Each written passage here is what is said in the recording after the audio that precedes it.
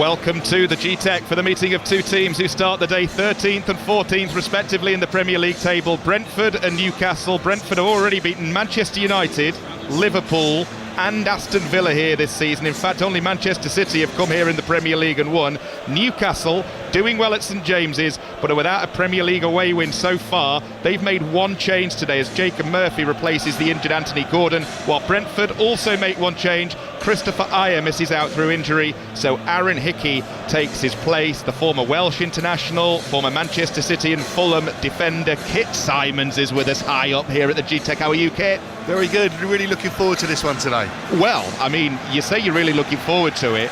What are you expecting? Because on paper, Brentford excellent at home, Newcastle poor away. So on paper, there's only going to be one outcome. But as we all know, it's never won on paper. Doesn't always work out like that. I mean, what I'm expecting and certainly hoping for is goals. I mean, we know it's as a fixture. This one, traditionally, as the most goals in any Premier League game that they've played more than 8 times, I think. So 4.1 is, if I'm correct. So, yeah, hoping for goals, expecting goals. So I'm sure this game won't disappoint. I think to iron that stat out, it is, of all the Premier League fixtures to be played 8 times or more, no fixture has seen more goals than this one here. In fact, in this very fixture last season, it was 2-2 after just over half an hour. So all the numbers are good, all the stats are positive. It's all lining up for a 0-0, isn't it? You just know it. Curse of the commentator, absolutely. No. I mean, like I said, I'd be disappointed if that is the case, but I really can't see it, and I'm looking forward to what I think is going to be an excellent game of football, quite open. But like you say, Newcastle's away record in the Premier League is so poor. You know, their last away win was way back in April against Leicester City.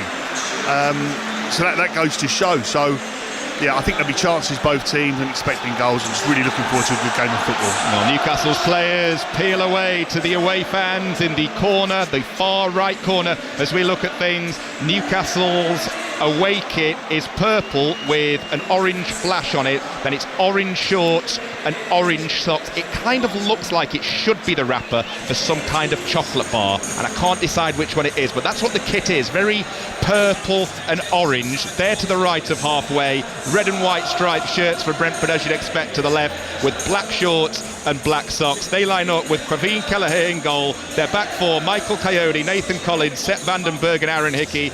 2 holding in midfield, Yahor Yarmolyuk and Jordan Henderson. Then it's Dango Ouattara, Mikael Damsgaard and Kevin Schade behind their top scorer, Igor Thiago, who already has 7 goals for the season so far. Newcastle with Nick Pope in goal. Just listen to this.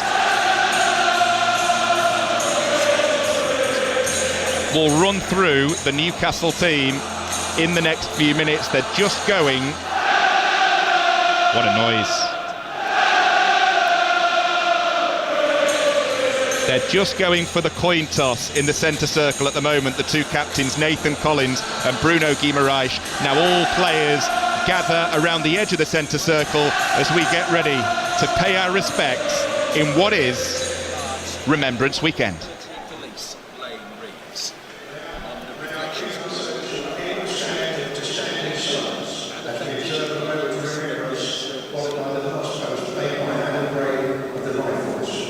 We owe so many a debt that cannot be repaid. Our freedom and the many benefits we can now enjoy are thanks to the sacrifices and courage shown by so many in all corners of the world. So, for our past, present and future, we will remember them.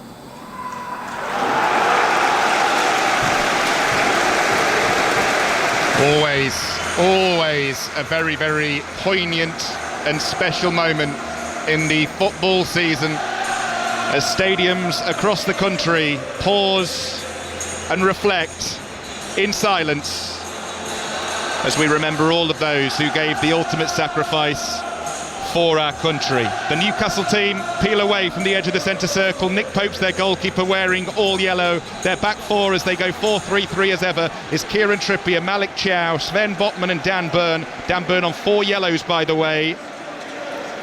The 3 in midfield are Bruno Guimaraes, Sandro Tonali and Joel Linton, with the top 3 being Jacob Murphy, Nick Voltemada and Harvey Barnes. The only other player starting on the pitch today who's on 4 yellows is the Brentford captain, Nathan Collins. Does that play on your mind, do you think, as a player, Kit? The fact that you've got to be careful, especially when you're a centre-half who wears his heart on his sleeve like Collins does? Not too much, to be perfectly honest, Lee. They will be aware of it, but going into games, you know, a player like Nathan Collins, for example, as we're talking about now, will be so committed. He won't focus. He'll play his normal game. I mean, you know, I think probably the majority of centre halves would expect to get a suspension some stage throughout the course of the season. So I don't think it will play too big a part today. Well, we're off and underway. Dango Ouattara with the kick-off as Brentford kick from left to right in this first half. Newcastle therefore kicking from right to left. It's 5 Sports Extra from the BBC. Kit Simons and Lee Blakeman, your commentary team here. If you're looking for Aston Villa Bournemouth, that's on Sports Extra 2. The game that's definitely not a derby between Crystal Palace and Brighton is on Sports Extra 3, while our main game over on 5 Live with the full goal service as you'd expect on a Sunday afternoon is Nottingham Forest against Leeds United with Alistair Bruce Ball. Here, Brentford have the ball in their left-back area, just making sure everybody gets an early touch. In fact, a Newcastle player hasn't touched the ball until now. Tonali steals it in the midfield, rolls the ball back to centre-half Chow, who goes back to goalkeeper Pope and then sends Sven Botman on his way. Dan Burn, playing at left back with a bandage on his left hand, plays the ball forwards towards the halfway line, just past where Eddie Howe is standing in his black Newcastle tracksuit with his arms folded, looking on. Keith Andrews going for the more sophisticated look. Jeans, suede boots, open navy blue jacket to the left of halfway, and it's Nathan Collins who has the ball at the back at the moment for Brentford. He moves it to Michael Coyote, on loan here for the second half of last season, joined permanently in the summer. He goes back to another man who joined in the summer, actually wearing all green. He's played in every Premier League game since joining from Liverpool, Quaveen Kelleher. A couple of moments where you've looked at his play and thought, might have done better with this, might have done better with that, but on the whole, he's been a model of consistency since joining Brentford Football Club. Here they have the ball at centre-half with Sepp van den Berg. 2 impressive centre-backs, you have to say, van den Berg and Collins. Yeah, they are a very good pairing. I think Collins especially was getting a lot of attention early part of the season and back end of last season. Yeah, very, very good player. But it's quite interesting already, Lee. I think Newcastle this season, and certainly away from home, generally defend quite sort of deep, but they've been quite a high press and quite a lot of energy showing in their pressing so far. We've just got a player down at the minute. Nursing, is that Joel Linton's just down the floor, I think, but I don't think it's too bad. But Stuart Atwell just standing over him at the minute, and Jordan Henderson as well, trying to help him up. Yeah, Joel Linton, he's fine. He's just sitting up, just having a bit of a whinge at Jordan Henderson more than anything else at the moment. As Kit said there, the referee is Stuart Atwell. On VAR, it's Paul Tierney, 4th official down on the side of the pitch, just making a few notes as we speak, is Thomas Bramall. So 3 minutes gone here at the G-Tech, 0-0 between Brentford and Newcastle United. The game resumes from a Brentford throw in their right back area, goes out into touch, and Newcastle will have a throw this time. It's interesting that we were talking about Nathan Collins there. Only 24 years of age. I remember commentating his debut actually when he came through at Stoke City at the age of just 17. Formerly of Stoke. Big money move to Burnley, big money move to Wolves as well. And you've just mentioned that he's been linked with a few other clubs in the summer. He's been around a bit, very, very early on, this guy, which just goes to show how highly rated he is. Brentford on the attack. We'll bring in Kit on that in just a second, but the ball's moved to the right to Dango Ouattara, another summer signing to arrive here at the G-Tech in August. Doesn't quite know what to do here because he's got 3 Newcastle players for company. Back to Henderson, back to Collins, and now back to Sepp van den Berg. And the momentum just goes out of that move slightly. Brentford forced to switch from right to left, but he is highly thought of, isn't he, Nathan Collins? Yeah, very much so. I mean, he's an excellent player, and he's one of those. He's not flashy at all, but he's very, very reliable, which is one of the biggest traits that you want from your centre back. What was interesting, just a moment ago, they just gave a foul throw. So Con Hazadikas, the assistant referee on this near side, gave a foul throw against Brentford, which obviously is from very deep. But that's obviously one of their big threats later on. So Newcastle on the attack here, 25 yards out. Guimaraes might want to hit this, does want to hit this, but clears the crossbar. And just for a second, Brentford were caught short at the back. Newcastle with a little bit of time and space. And if you're Bruno Guimaraes, who had 2 touches before letting fly from about what was 20 yards in the end, you'd be expecting to at least test the goalkeeper from that range. He'll be disappointed with that. And I was watching him in the warm-up as well, and his finishing was excellent. And generally from that exact position, he was going across the keeper to the keeper's right-hand side, and he chose to go near side, and it was high, wide and handsome. But like I say, it's typical. He was absolutely fantastic in the warm-up, and was hitting the money all the time. So it was certainly an opportunity that was for Newcastle. All 3 of his goals this season have come at home against Fulham, Forest and Liverpool. Still looking for his first away goal of the season, therefore wasn't getting anywhere near on that occasion. Ball goes out for a Brentford throw in their left back area to be taken by Aaron Hickey. We'll keep you up to date with all the goals as they go in elsewhere in the Premier League's 2 o'clock kickoffs. Just checking things elsewhere at the moment. Nothing doing. Villa, Bournemouth, Palace, Brighton and Forest, Leeds. Manchester City versus Liverpool is the 5 Live 4:30 kickoff with Dion Dublin and John Murray. More build-up to come throughout the afternoon on that game. Here, Brentford, though, with the ball inside their own half.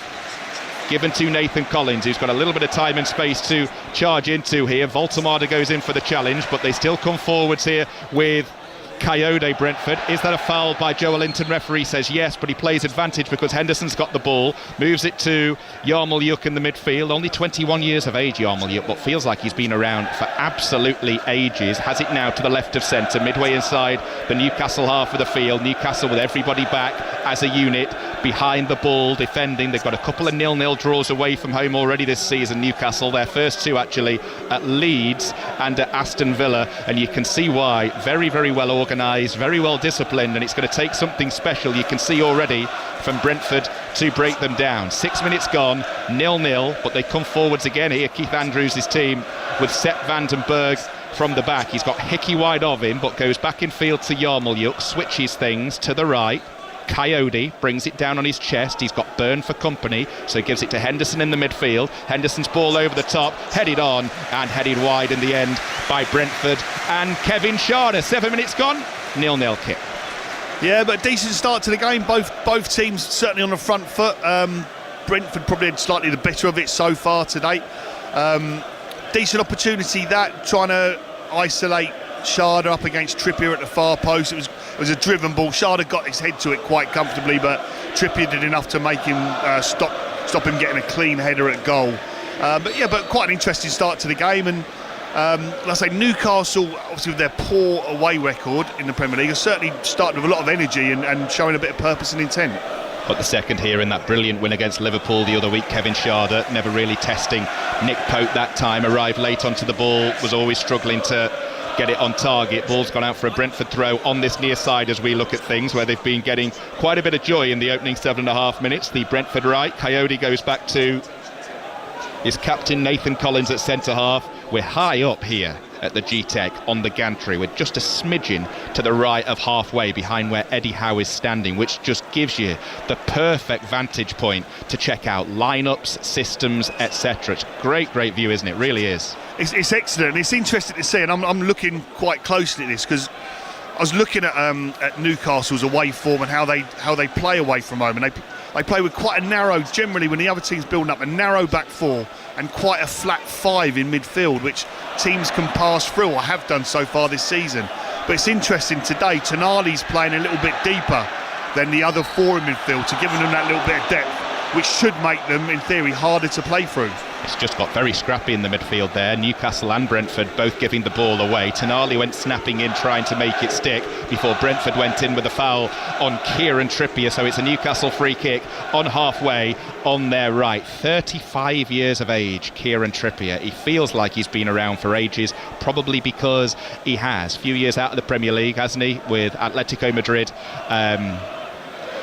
What do we call him? Do we call him a veteran of the Premier League? He doesn't look old enough to be called a veteran, does he? He doesn't. He still looks very fit, still a very good player. I mean, obviously his quality from dead ball situations is unquestionable, but his all-round game is still at the highest level. So it's hit a long diagonal ball here, looking for the head of Botman. Botman heads it on, but Collins heads the ball away and will send Dango Ouattara on his way. Newcastle go sliding in the midfield. Barnes does well to intercept, and now here's Malik Chow under a little bit of pressure that time from Ouattara. So Newcastle go back to Pope, he gives it to Trippier, and he's got space to move into wide on the right. 5 Sports Extra from the BBC, no goals, both teams still feeling each other out here in the opening 10 minutes at the G-Tech. Brentford and Newcastle in the Premier League. Here's Botman, he plays it forwards, a little bit of pressure in the midfield here on Guimaraes from Thiago, Brentford's top scorer, fouling Guimaraes there. Newcastle free kick taken quickly, and it's with Chiao to the right of centre at the back. Here's Trippier one more time. Newcastle fans in full voice in that far corner as we look at things here. And we were talking pre-match about how Newcastle have been poor away, Brentford have been very, very dominant at home. The pattern of this game so far has absolutely followed those stats, hasn't it, in the open 10. Brentford with more of the ball, Newcastle tough to break down. Yeah, it certainly has, and we're just talking about Trippier, what a great pro he was, and Jordan Henderson's the highest placed Brentford player, going flying down to close Nick Pope down on the back pass. So you got one for each team, like superb pros who've extended their playing careers by doing things in the right way. Brentford been in good form, home and away lately, to be fair. That defeat at Palace last time out ended a run of 3 wins in a row in all competitions, 4 wins in 6, looking to build on those numbers here today with an instant response to that defeat at Selhurst Park. Coyote with the throw midway inside the Newcastle half, back to Collins on the halfway line, long and high over the top, nobody really on his wavelength that time. So Brentford 0, Newcastle 0. It's quite funny. Thiago just looked at Collins and said, "What do you expect me to do with that one?" And Collins was sort of waving it, make a run, but it was straight through to Nick Pope. It wasn't one of his, which is saying how good Nathan Collins is, it wasn't one of his greatest balls, that's for sure. I think that's what's known in the industry as commentator's curse. Kid, it won't be the first time that happens with us. I'm sure it won't be this afternoon. Ball's back with Botman at centre half, being closed down on the edge of his own penalty area there to Byrne, forwards to Joelinton. Harvey Barnes' ball forwards was hopeful, ended up being hopeless because he gave it away, and then Brentford send it all the way back forwards to Nick Pope. Bowls the ball out, game starting to go into a bit of a lull.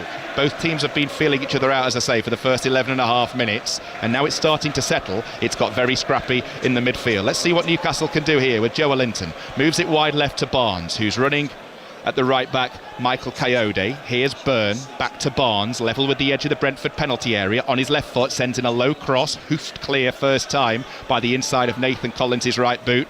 Byrne receives it back on this near side, ball over the top. Coyote's going to see that one behind, though, for a goal kick. It is a game that needs a spark, I think it's safe to say so far. Yeah, like I say, it's been a decent energy shown from both teams, but not no real quality at the moment, certainly. So I think, like you say, Lee, a little bit of spark, a little bit of magic wouldn't go amiss at the moment. 0-0, as are all 4 2 o'clock kickoffs, which we've got live for you on 5 Live, Sports Extra, Sports Extra 2 and Sports Extra 3.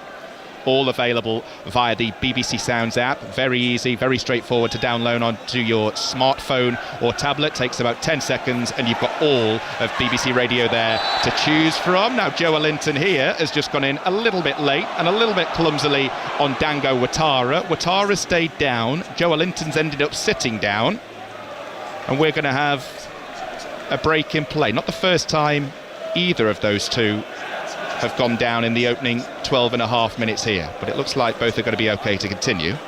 Yeah, Joelinton, the one who would concern me a little bit more. I mean, I think it looked to me he gave a foul, or he fouled Damsgaard initially, and then certainly came in on Ouattara, but ended up hurting himself, giving away a clear foul. But it looks like he's one of those players, he can get a little bit frustrated. He's moaning now to the 4th official, but he's committed the foul, and he might have hurt himself, but it's his own fault. you know, and he's coming over to the bench now to maybe get a bit of treatment or something, but. Yeah, and that's what the boos and the heckling are for, because Joe Linton was sitting down, he's stood up, he's rolled his sock down, now he's sitting down again. If he'd just taken one pace to his left, he could have gone off the pitch to receive treatment. I think that is what's known as housery, a little bit, just manipulating the rules somewhat so that his team don't face a free kick while down to 10 men. Yeah, Stuart Atwell's now talking to Jordan Henderson, and you can probably hear the crowd getting a little bit frustrated. But to be fair, I will say, Thomas Bramwell, the fourth official, ushered on the Newcastle physios, and he did look like he's already been down once, as you said, and looked like he certainly got caught. But it was him committing the foul, so he can't complain about it too much. Have you seen that little pink dot on the ground there? That is a shin pad. Now it looks like it's no bigger than the palm of my hand. It's bright pink. It looks like a cake. And that, these days, this small, tiny pink circle is what constitutes a shin pad. Now, I don't want to sound like old or anything like that, but look, he's just reapplying it now to his shin. It is the tiniest of... It's nowhere near the size of your mobile phone or anything like that. It's tiny. And he's wondering why he got hurt. You know what I mean? So, there you go. I mean, they used to be like cricket pads when I played, you know, just below your knees. But no, that was the tiniest little thing. And like I say, it's no wonder he's got a bit of a whack on his shin. So, you look at the size of that. This is the game these days. It's fashionable, apparently. Oh, there you go. Is it? Wow. Is it? I'll tell you what, I'm glad those words around when I was playing Sunday League. Joe Linton. And then he moans at the physio and the referee, saying, look, I'm injured. Well, if you put some proper shin pads on, Joe Linton, you might be safer. Right, anyway, Henderson with the free kick, hit diagonally from right to left, looking for the head of Nathan Collins. Battle of two of the biggest players on the pitch over on the far side. Collins against Dan Burn. Collins plays the ball over the top. That's a pull by Burn, surely. Yes, says the referee. And it's going to be a free kick to Brentford for that foul on Aaron Hickey. Inside left, about 20 yards from the byline. Yeah, good refereeing from Stuart Atwell. There's a clear pull by Dan. He just got caught the wrong side. Player I know very well from Fulham days, Dan Burn, excellent professional, but he got caught the wrong side there. Gave a little tug at his shirt on Hickey. Stuart Atwell tried to let it go, looked for a minute and a split second. There was no advantage materialising, so he called it back for the free kick, rightly so, to Brentford. As you say, just out on the Brentford left-hand side, about 7 or 8 yards. Yeah, now it's been spotted up. Now it's been spotted up. It's about 25 yards from the byline, isn't it? Henderson and Damsgaard standing over the ball. It's whipped in. It's gone all the way through. Good save by Pope. Can Thiago put it in? No, he can't. Newcastle scramble it clear. Only as far as Hickey. Ball across goal. Deflected from Burn. Saved by Pope. And twice Newcastle are able to keep the ball from going across their line. The second, it was just instinct from Pope as Hickey played it across goal. It came off Burn's leg and Pope just made himself big to make the block. Oh, absolutely. I mean, initially, what a ball in from Damsgaard. We've now got the first of Brentford's long throws just coming in now from this side. And it goes from Coyote towards the penalty spot, volleyed away. Never actually touched the ground before Joe Linton made contact with it. Volleyed away from the penalty spot by him. Brentford send it back forwards towards Thiago. Pope comes out to make the claim. Several examples there, about 3 in quick succession of dominant goalkeeping from the 33-year-old. It was, but also I think they got a few strokes of luck within that passage of play there, Newcastle, because it's like to say it started from an excellent ball in from Damsgaard, and there were 2 or 3 half chances. Ball ended up coming to Hickey. It went through Dan Burn's legs, I think, and Pope made a reaction save. But it was almost pinball in that in the Newcastle penalty area, and real threat there from the home team, and certainly looking dangerous at the moment. Well, I'll tell you what, since we spent 2 minutes whinging about shin pads, this game has suddenly come to life. We were in danger of looking like 3 grumpy men up here on the gantry, us 2 and John Southall, who's doing the updates over on 5 Live. Into the commentary, by the way, of Nottingham Forest Leeds, which is 1-1. Leeds took the lead through Nemecha, Sangare equalising for Forest at the City Ground within 2 minutes. So over on 5 Live, Nottingham Forest 1, Leeds 1. Here on Sports Extra, goalless between Brentford and Newcastle. Sports Extra 2, Villa 0, Bournemouth 0, and Sports Extra 3, Palace 0, Brighton 0. But all the chances here coming in the space of about 60 seconds, all going the way of the home team, who will feel aggrieved not to be one up.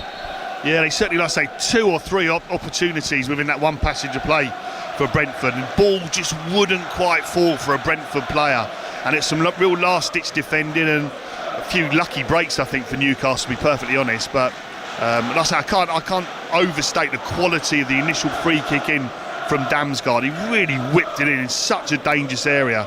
It's a nightmare, having played as a defender myself. But horrible ball for defenders to try and deal with. So you're facing your own goal. Slightest touch, it's an own goal. And it was brilliant passing. Then we saw Coyote's long throw. I've got a good stat on long throws in Brentford, which I'll bring to you in just a sec, because that caused a little bit of chaos just after that. Brentford's long throw stats, which of course we've spoken about at length, are very much back in this season. Their stats absolutely brilliant. Coyote's just switched play from right to left. He's gone over there getting ready to take another long throw here because the ball's gone out about 12 yards from the corner flag. He's using the full space on the side of the pitch as he's run up area. The last one reached the penalty spot. Let's see what Coyote can do here. It's another good delivery, headed away by Voltemade, put back in by Brentford. Newcastle with a couple of headers to try and get it away. Can't get past the 18-yard line at the moment. Further clear this time. Yarmolyuk back forwards. Joelinton with the header down. Guimaraes will bring it clear, and that's a good outball by Voltemade. Sends Joelinton chasing after it, but Coyote will beat him to the ball. Brentford tidy up, and they will build again from the back. Good defending, switching from right back to left back from Michael Coyote. Yeah, it was good play again, so it's certainly picked up now. It's quite an interesting game now. It's a bit more intensity, I think, from both teams. So, yeah, so far so good. Brentford have scored from a throw-in in 5 of their last 11 Premier League home games. They've scored more from a long throw than any team in a calendar year since Stoke City in the Premier League back in 2008, and they obviously had the maestro in Rory Delap, so their throw statistics are brilliant.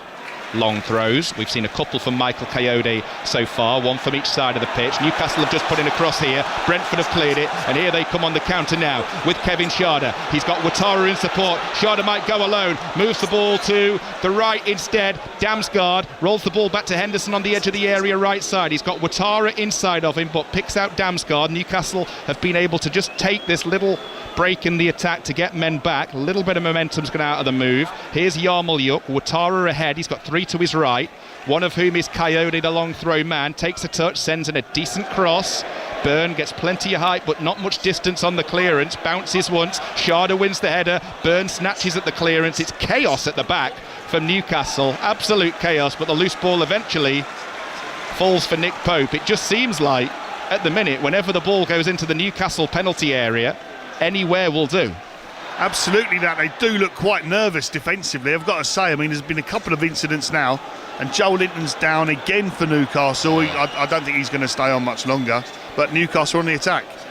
They are wide on the right with Kieran Trippier, sends in a cross, blocked, ball goes back to him, took a touch, didn't let it go for the throw, and pays the price because it's going to be a Brentford throw instead in their left back area. And this looks like more than just a shin pad issue for Joelinton, as you just said.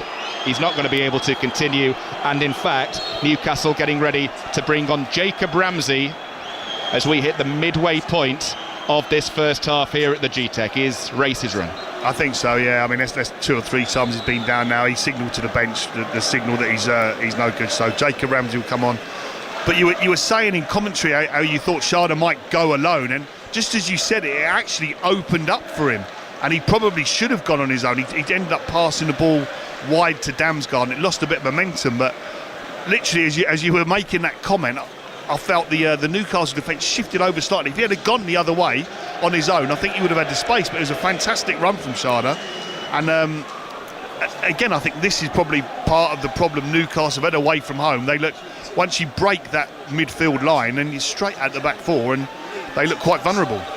Joelinton receives treatment on the pitch, slow to get back to his feet, gets a 5 from Dan Byrne, and he trudges off slowly to this near side. Joelinton, shame, because I've seen Newcastle a few times this season. I've done a couple of their home games at St James's against Wolves and Fulham. Always a real live wire going forwards, but keen to see what this guy can do now. Jacob Ramsey, only 24 years of age, excellent at Villa last season, joined Newcastle from Villa in the summer for £40 million, yet to score.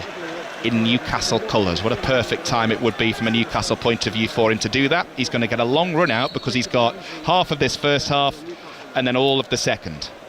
Well, like you say, Joe Linton's an excellent player for Newcastle, but I mean that's not a bad replacement to be bringing on, is it? Ramsey, who's himself an excellent player, so bring a slightly different dynamic. I mean, Joe Linton is pace and power, and Ramsey a bit more direct, maybe with his running with the ball.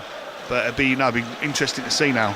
Goes with Ramsey rather than Ilanga, who is also on the bench. Another signing who cost quite a bit of money in the summer, £55 million. Ilanga from Forest. He's going to have to just bide his time for now. That looked like a foul throw from over on the far side. Wasn't, according to the officials. Brentford lose the ball from the throw, and it's back with Ramsey, who gets his first touch in the midfield for Newcastle. Voltemade, who's been quiet so far. Newcastle just trying to get everybody a few touches on the ball. Barnes to Voltemade, infield looking for Ramsey. Barnes tries to take over. Collins did enough at centre-half, even though he looked like he was in a bit of a mess at one stage. Did well to tidy up. Henderson scuffed ball forwards. Ouattara couldn't win it in the air. Byrne beats him to it not once but twice, and then beats Thiago twice too. Heads it onto Ramsey on the halfway line. Up to Barnes. Voltemade can't make it stick. Ball comes off Voltemade as Yarmolyuk tried to clear it downfield, and it ricochets back to Kelleher. He's a man who needs service, and he's not had any so far in the opening 25 minutes, Nick Voltemade. No, as you said, he's been very, very quiet. Hardly seen him, but it's a bit scrappy, this game. I mean, we spoke about some of the panicking defending from Newcastle. Brentford, they're quite similar. They're sort of kicking the ball against each other in a panic to try and clear it. Right? Oh, Kelleher. Kelleher, wow. He's had the ball at his feet for the entire duration that Kit was speaking there, and then he just let Murphy charge him down and very nearly paid the ultimate price. Had to do a turn to avoid getting tackled. Well, he looked very, very calm, cool and collected, but I'm sure his heart was in his mouth at that stage. He had to give a little Cruyff turn. Brentford go long, headed away by Botman. Pieces picked up by Damsgaard, and now Henderson, and now Ouattara. Through ball looking for Thiago. Newcastle go sliding in. Good challenge by Chow in the end. Didn't want to take any chances by letting it run through to Pope, and Brentford have the game's first corner. Yeah, a real good chance. Some bright play from Brentford there as well. I mean, Damsgaard is such a good player. When he gets involved in some good possession, Brentford always look really, really dangerous. Fantastic player. And it was a nice slide rule pass, just slightly overhit. But as you said, it was good defending in the end. But ball's gone out for a corner from Brentford, which you know they're dangerous from these. I mean, it begs the question, if you wanted to talk tactics, if you were going to hit it long anyway, why is the goalkeeper just nearly allowed himself to get tackled for them to do that? Well, I'm sure that's not part of the game plan. Ouattara with the corner, in it goes, not dealt with, is eventually by Guimaraes on the turn, on his right foot, anywhere will do, hoofs it to the edge of the centre circle. Coyote hoofs it back forwards again. Lots of height on it, flicked on by Henderson. Newcastle under pressure at the back with Byrne in the left back area, does really well with that clearance. Barnes couldn't quite flick it on towards Ramsey, so Brentford have it back. And it will be played forwards on the turn by Yarmolyuk, poorly, straight to Byrne. Lots of people around us just shaking their heads at such a poor pass. Here come Newcastle on the counter with Guimaraes. Ball to the right to Murphy. Murphy with a cross, looking for Voltemade. It might fall here for Harvey. Barnes on the turn. Can he get a shot away? Barnes for Newcastle, 1-0. Brilliant finish. Brilliant individual goal from Harvey Barnes, who slides on his knees to celebrate. Right foot, right foot, then left foot again. Drilled it hard and low through goalkeeper Kelleher, who couldn't keep it out. And Newcastle, with their first real attack here at the G-Tech, get the opening goal. Brentford 0, Newcastle 1. Yeah, you can see Keith Andrews looking at his screen, trying to analyse this goal. He's clearly not happy. But I mean, it was good play. The first real sort of promising attack from Newcastle. They just cut through the Brentford midfield. The ball goes out wide in the end. And we're just saying about Voltemade. He tries to get across the front of the centre half, which he does, causes problems. The ball then falls to Barnes, who goes to shoot with his right. Two defenders fall for it, and he chops it back onto his left.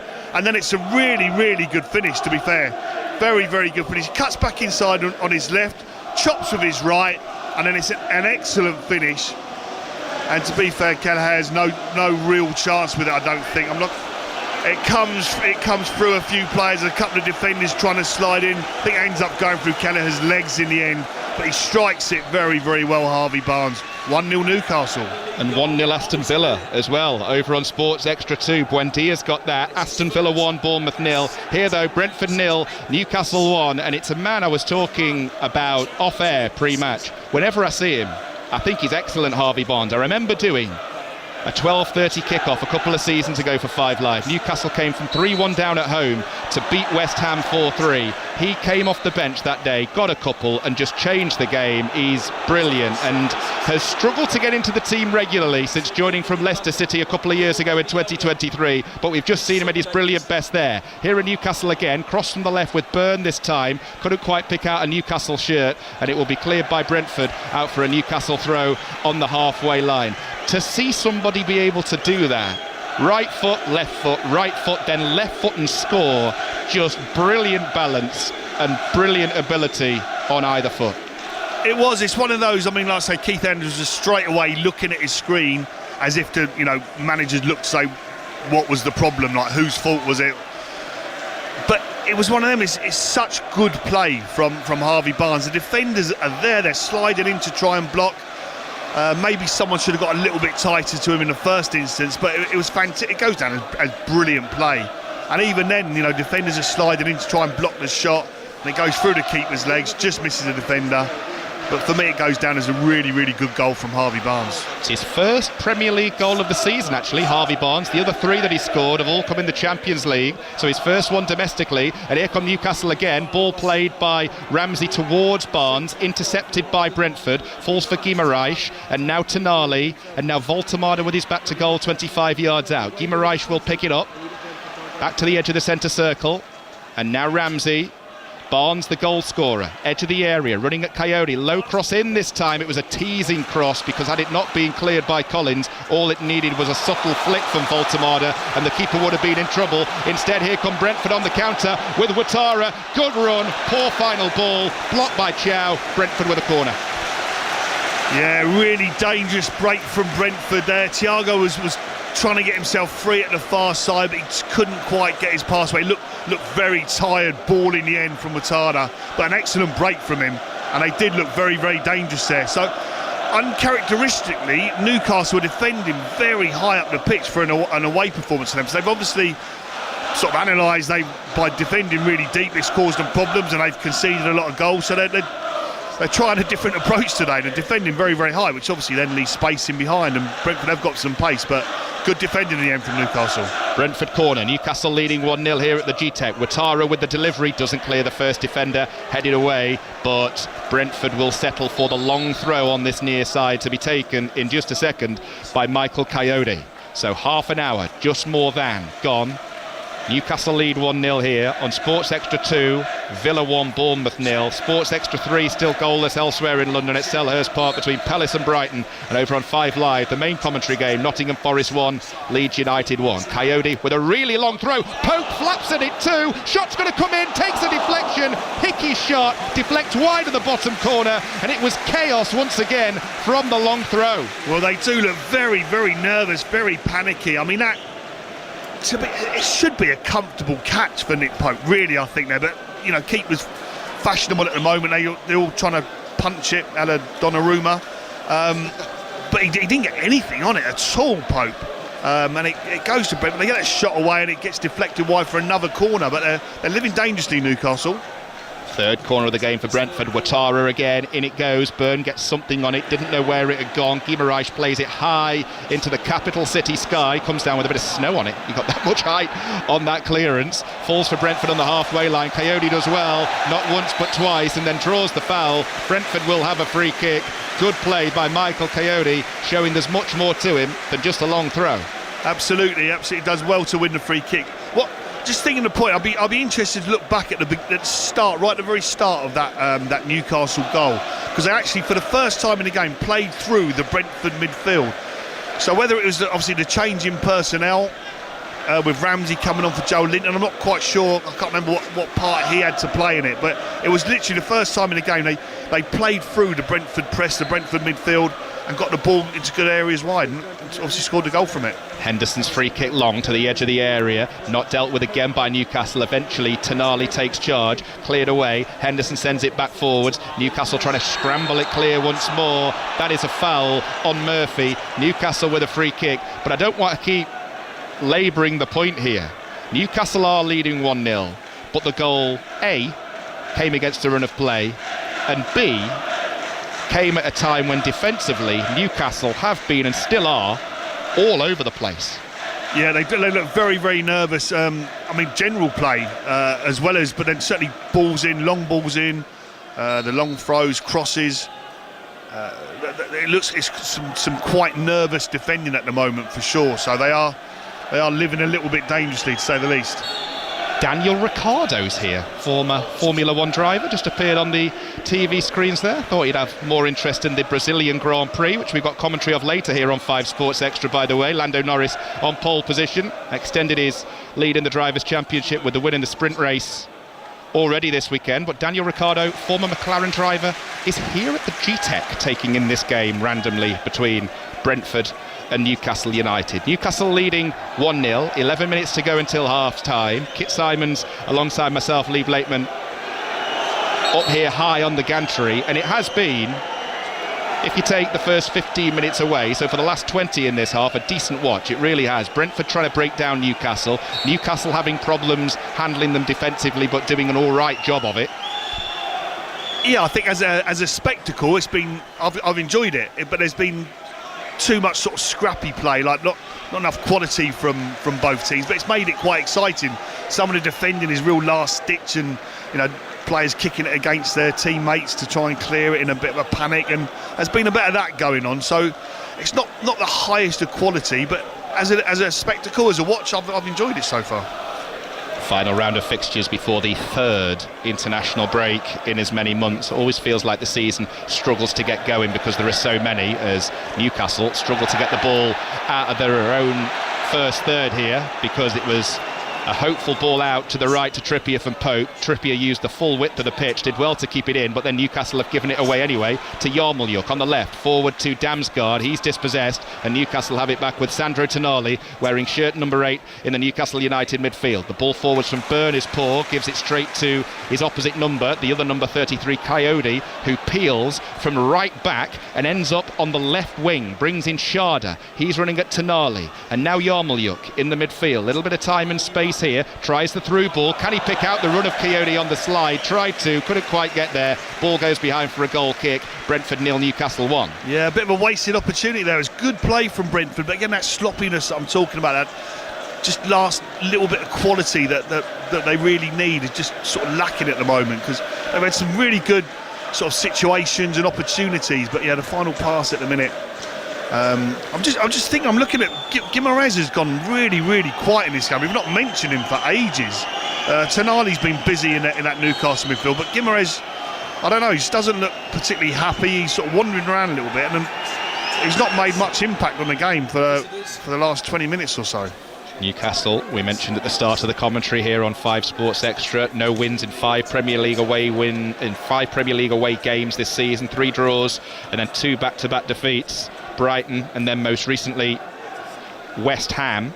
So this would be a welcome 3 points, but still a long way to go in this game, and given the way that they've defended so far, it feels like a game that certainly has more goals in it. Ball high on halfway, Sharda heads it down, Henderson falls foul of the offside trap, and it will be a free kick to Newcastle. So 8 minutes to go until half time here. We can just see the motorway just behind that stand opposite where we are, the bottom of the, my geography testing me here, the M4, isn't it? M4 it is, yeah. M4, just with the car garages on it. You'll know it if you've ever taken the M4 into London. We can just see the traffic flying into and out of the capital here, flying past this ground, which is a wonderful setup. If you've never been, great venue to come and watch football. Not too big, nice, compact, holds the atmosphere well, and the atmosphere at the moment is coming from the away end, because it's Newcastle's fans who are happy in that far right corner opposite where we are. They lead this game by 1-0 as the ball goes behind for a Brentford goal kick.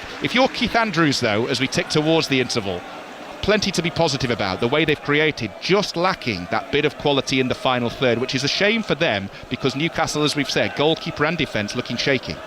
Well, it is, and you see when they do get the quality, I mean, the ball in, the free kick in that Damsgaard put in was a real bit of quality, and that caused, once you get that, then that's what caused Newcastle all sorts of problems, and they ended up having 3 sort of half chances to score from that one real quality ball in. So they are looking dangerous, Brentford. So I don't think you'll be too disappointed. I think you'll be a bit upset with how easily Newcastle played through the Brentford midfield to create the opportunity for the goal. But then, like I say, then the goal was the one real bit of quality in the game from Harvey Barnes, who chopped one way, chopped the other way, and then finished with a plum with his left foot. Fantastic goal. Has just gone in with a really strong tackle in front of the Newcastle fans. He knew what he was doing. He knew he was going to get a roar when he went in with a challenge that strong in front of the travelling faithful. It's gone out though for a Brentford throw, 16 yards from the corner flag. So up steps Coyote, long delivery again, in it goes, flicked on by Collins. Pope comes and flaps at another one, but flaps at it well this time. Coming through a crowd, just punched the ball out for a throw in, this time on this side of the field. And Coyote sprints from the left touchline across to the right touchline to take the long throw. I mean, his stats will be amazing at the end of the game, I'm sure, to see his high intensity running. It's all across the pitch. I mentioned it earlier, that key stat from throws. They've scored from a throw in 5 of their last 11 Premier League home games. Coyote obviously the key figure in those stats. So he's just taken one on the far side, now on this near side, a little bit closer to the corner flag, 12 yards away from it, long delivery in towards the 6 yards area, headed to the edge of the box by Byrne, pumped back forwards by Hickey, too much on it, behind it goes. And what's the referee saying here? Tonali's gone down. It's going to be a free kick either way. Attack over from a Brentford point of view. Collins looks annoyed at something, the Brentford captain. I think he was hoping there was going to be a corner in there for him somewhere, but no, it is going to be a free kick. Foul on Sandro Tonali, who's done well, to be fair, for Newcastle. Tonali, when it's come to breaking up play in the midfield. Well, Tonali has, like I say, Gimenez is the one who's disappointed me a little bit, because he went very quiet. So hopefully that tackle he just made in front of the Newcastle fans will sort of get him going. But Tonali, like you say, has been very, very effective, and he's tried to be the little bit of the deepest one, really, certainly out of possession as well, to try and give a bit of cover in front of his back four, which as I said, I think in away performances this season has been lacking a little bit. So update on the choice of listening in the 4 2 o'clock kickoffs that we've got commentary for you across 5 Live, here on Sports Extra and on BBC Sounds. That's a foul by Byrne on Thiago. It's going to be a Brentford free kick midway inside the Newcastle half on this near side, the Brentford right. On Sports Extra 2, Villa have just got a second goal. Onana has got it. Aston Villa 2, Bournemouth 0. On 5 Live, it's still Forest 1, Leeds 1. And on Sports Extra 3 via BBC Sounds, still goalless between Crystal Palace and Brighton. 4:30 on 5 Live, Manchester City against Liverpool with Dion Dublin and John Murray at the Etihad. 5 o'clock here on Sports Extra, you have got commentary with Abby Pulling and Harry Benjamin of what should be an absolutely cracking Brazilian Grand Prix from Interlagos in Sao Paulo. That should be superb as the season draws towards a dramatic conclusion. I mentioned earlier, Lando Norris still leading the way. Here, Brentford free kick to be delivered by Henderson. Height, is it too deep? It is too deep, too long for Thiago. He'll do well to keep the ball in play actually over on the far side. Does, but then loses out to Trippier, and here will come Newcastle looking to mount a quick counter with Ramsey and Trippier, and Ramsey again. Brentford pressing well. They're going to force Newcastle to go all the way back to Nick Pope here, if that's not a foul by Ouattara first, which it is. Free kick Newcastle in their right back area. It was good pressing from Brentford in the first place, but that was very, very clever, experienced play by Trippier to go down. It was, absolutely, because they looked in a bit of bother, Brentford, initially. Like Newcastle had Harvey Barnes was free on this left-hand side, but then Brentford pressed really, really well, and he looked like then Trippier was in a bit of bother, facing his own goal, going towards a corner flag, but he sort of bought the foul really from Ouattara and went down, and Stuart Atwell had no option really but to award the free kick, which has just taken the sting out of the game a little bit for Newcastle, which they'll be absolutely delighted about. With a couple of minutes of regulation time now to half time, they'll be delighted to get in at 1-0 at the break. Well, only Manchester City have come here and won so far this season, but Newcastle lead at the moment with 2 minutes to go until half time. That's a foul on Sharda. definitely, and Malik Chow, I think it was, will do well to get away without a yellow card. Does get away without one though. Stuart Atwell keeping his cards in his pocket so far this afternoon here at the G-Tech. Yeah, I think that's about right. I think they're encouraged to have a higher tolerance level to referees, so that challenge early in the second half will warrant a yellow card, but at the moment I think he's done quite well managing the game, Stuart. He hasn't even given a free kick actually. He's let the ball go for a throw, which is delivered in, headed away by Voltemada. Is that handball by Hickey? No, says Stuart Atwell. This time it looked a nailed on foul by Malik Chow, but the only thing, I think Brentford would probably rather a long throw than a free kick, to be perfectly honest. I was just thinking the same. It's much the same for them, really. I mean, they've got quality of Damsgaard for those in-swinging free kicks from the left-hand side, but then they've also got the long throw, so both dangerous weapons. And I'm loving, more than most commentators, the return this season of the long throw, because as somebody who's grown up as a Stoke City supporter, it's making me feel 14 years old again. It's superb. Barnes comes moving over halfway on this near side. The Newcastle goal scorer took it really well. Right foot, left foot, hard and low through Kelleher. Brilliant individual play from Harvey Barnes. Newcastle have the ball wide on their right at the moment with... It's Guimaraes who's out there, and now Trippier, and now Guimaraes, 12 yards from the byline. Challenge goes in. Newcastle throw as they hunt for a second in the final minute of the first half. Here on 5 Sports Extra, are we going to see a long throw from Newcastle's Trippier this time? We've not really seen them execute any kind of long throw weapon like that so far. I mean, that was great work defensively. I've got to say that was Thiago, who's the Brentford striker, who ended up getting back and tackling Guimaraes there. So sometimes some of his quality can be questioned, but his work rate, his effort certainly can't for the team. Trippier receives the ball back from the throw. He's Guimaraes, edge of the area right side, does well to beat Thiago this time, can't get past Ouattara though, and the ball goes behind for a Newcastle corner as we look down on this near side to see 5 minutes have been added on at the end of the first half here. So 5 minutes for Brentford to try and find an equaliser, or looking more likely at the moment, Newcastle adding a second. Yeah, a little bit unlucky, Ouattara. He kicked it against the Newcastle player, then it ricocheted back off him.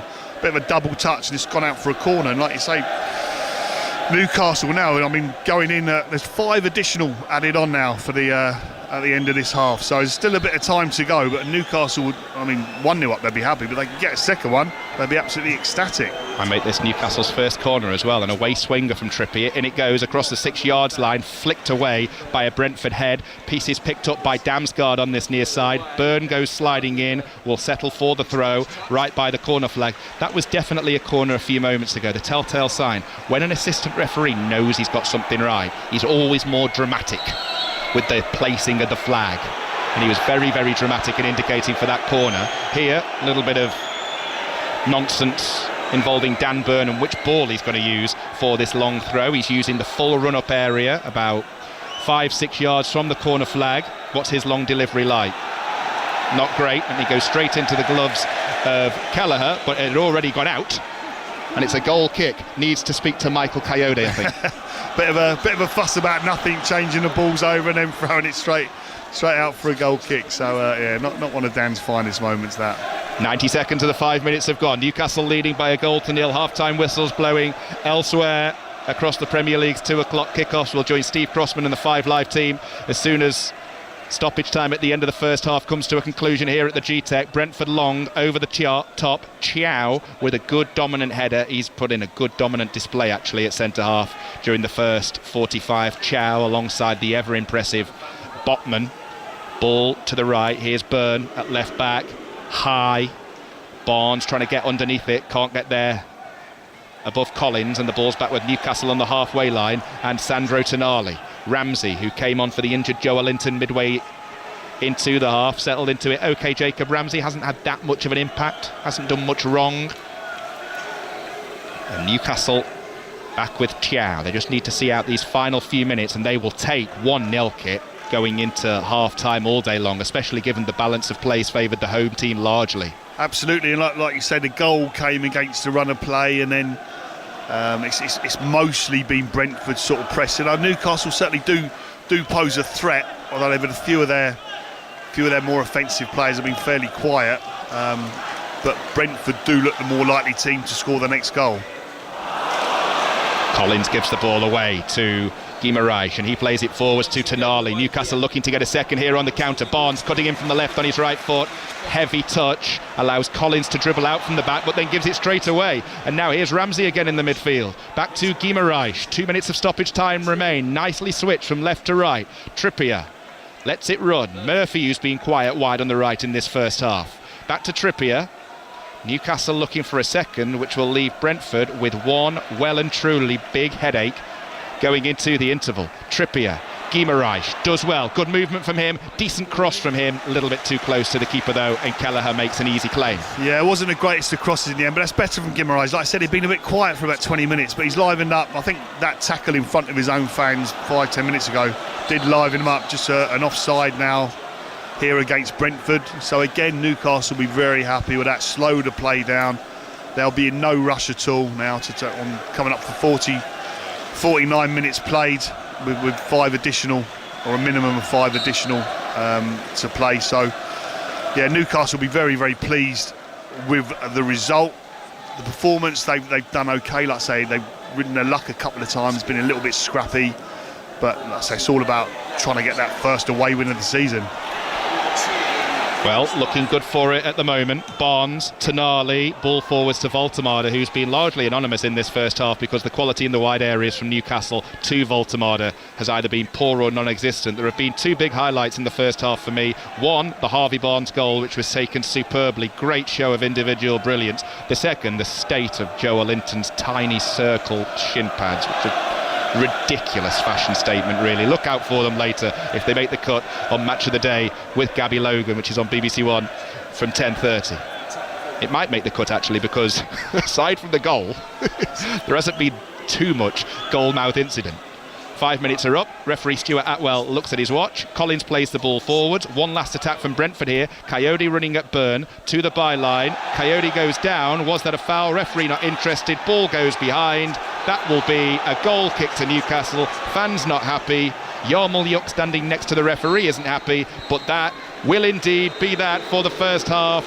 Few boos from the home supporters, not happy as their team trail 1-0 as the players make their way back into the dressing room area. I mentioned it a few moments ago, the goal scored by Newcastle's Harvey Barnes, just a great show of individual brilliance. Voltemade left it and he moved into the area, right foot, worked it onto his left, back onto his right, back onto his left again, hard and low, through Kelleher. Brilliantly taken against the run of play overall though, Kit Simons. Yeah, it was, and like you say, Lee, that was the one bit of real quality in the game. I mean, it's, you know, both teams showed intent and purpose in that first half, but that was the one bit of real quality. Voltemade actually made a great run across, trying to get across the near post and sort of occupied both centre-backs for Brentford, but then it was all about Harvey Barnes. The ball came to him. His first touch was excellent on his left foot, and he chopped with his right foot, absolutely fantastic. Sent 2 defenders out to go and get a pie, I think, and then finished with his left foot again. Brilliant, really good bit of skill.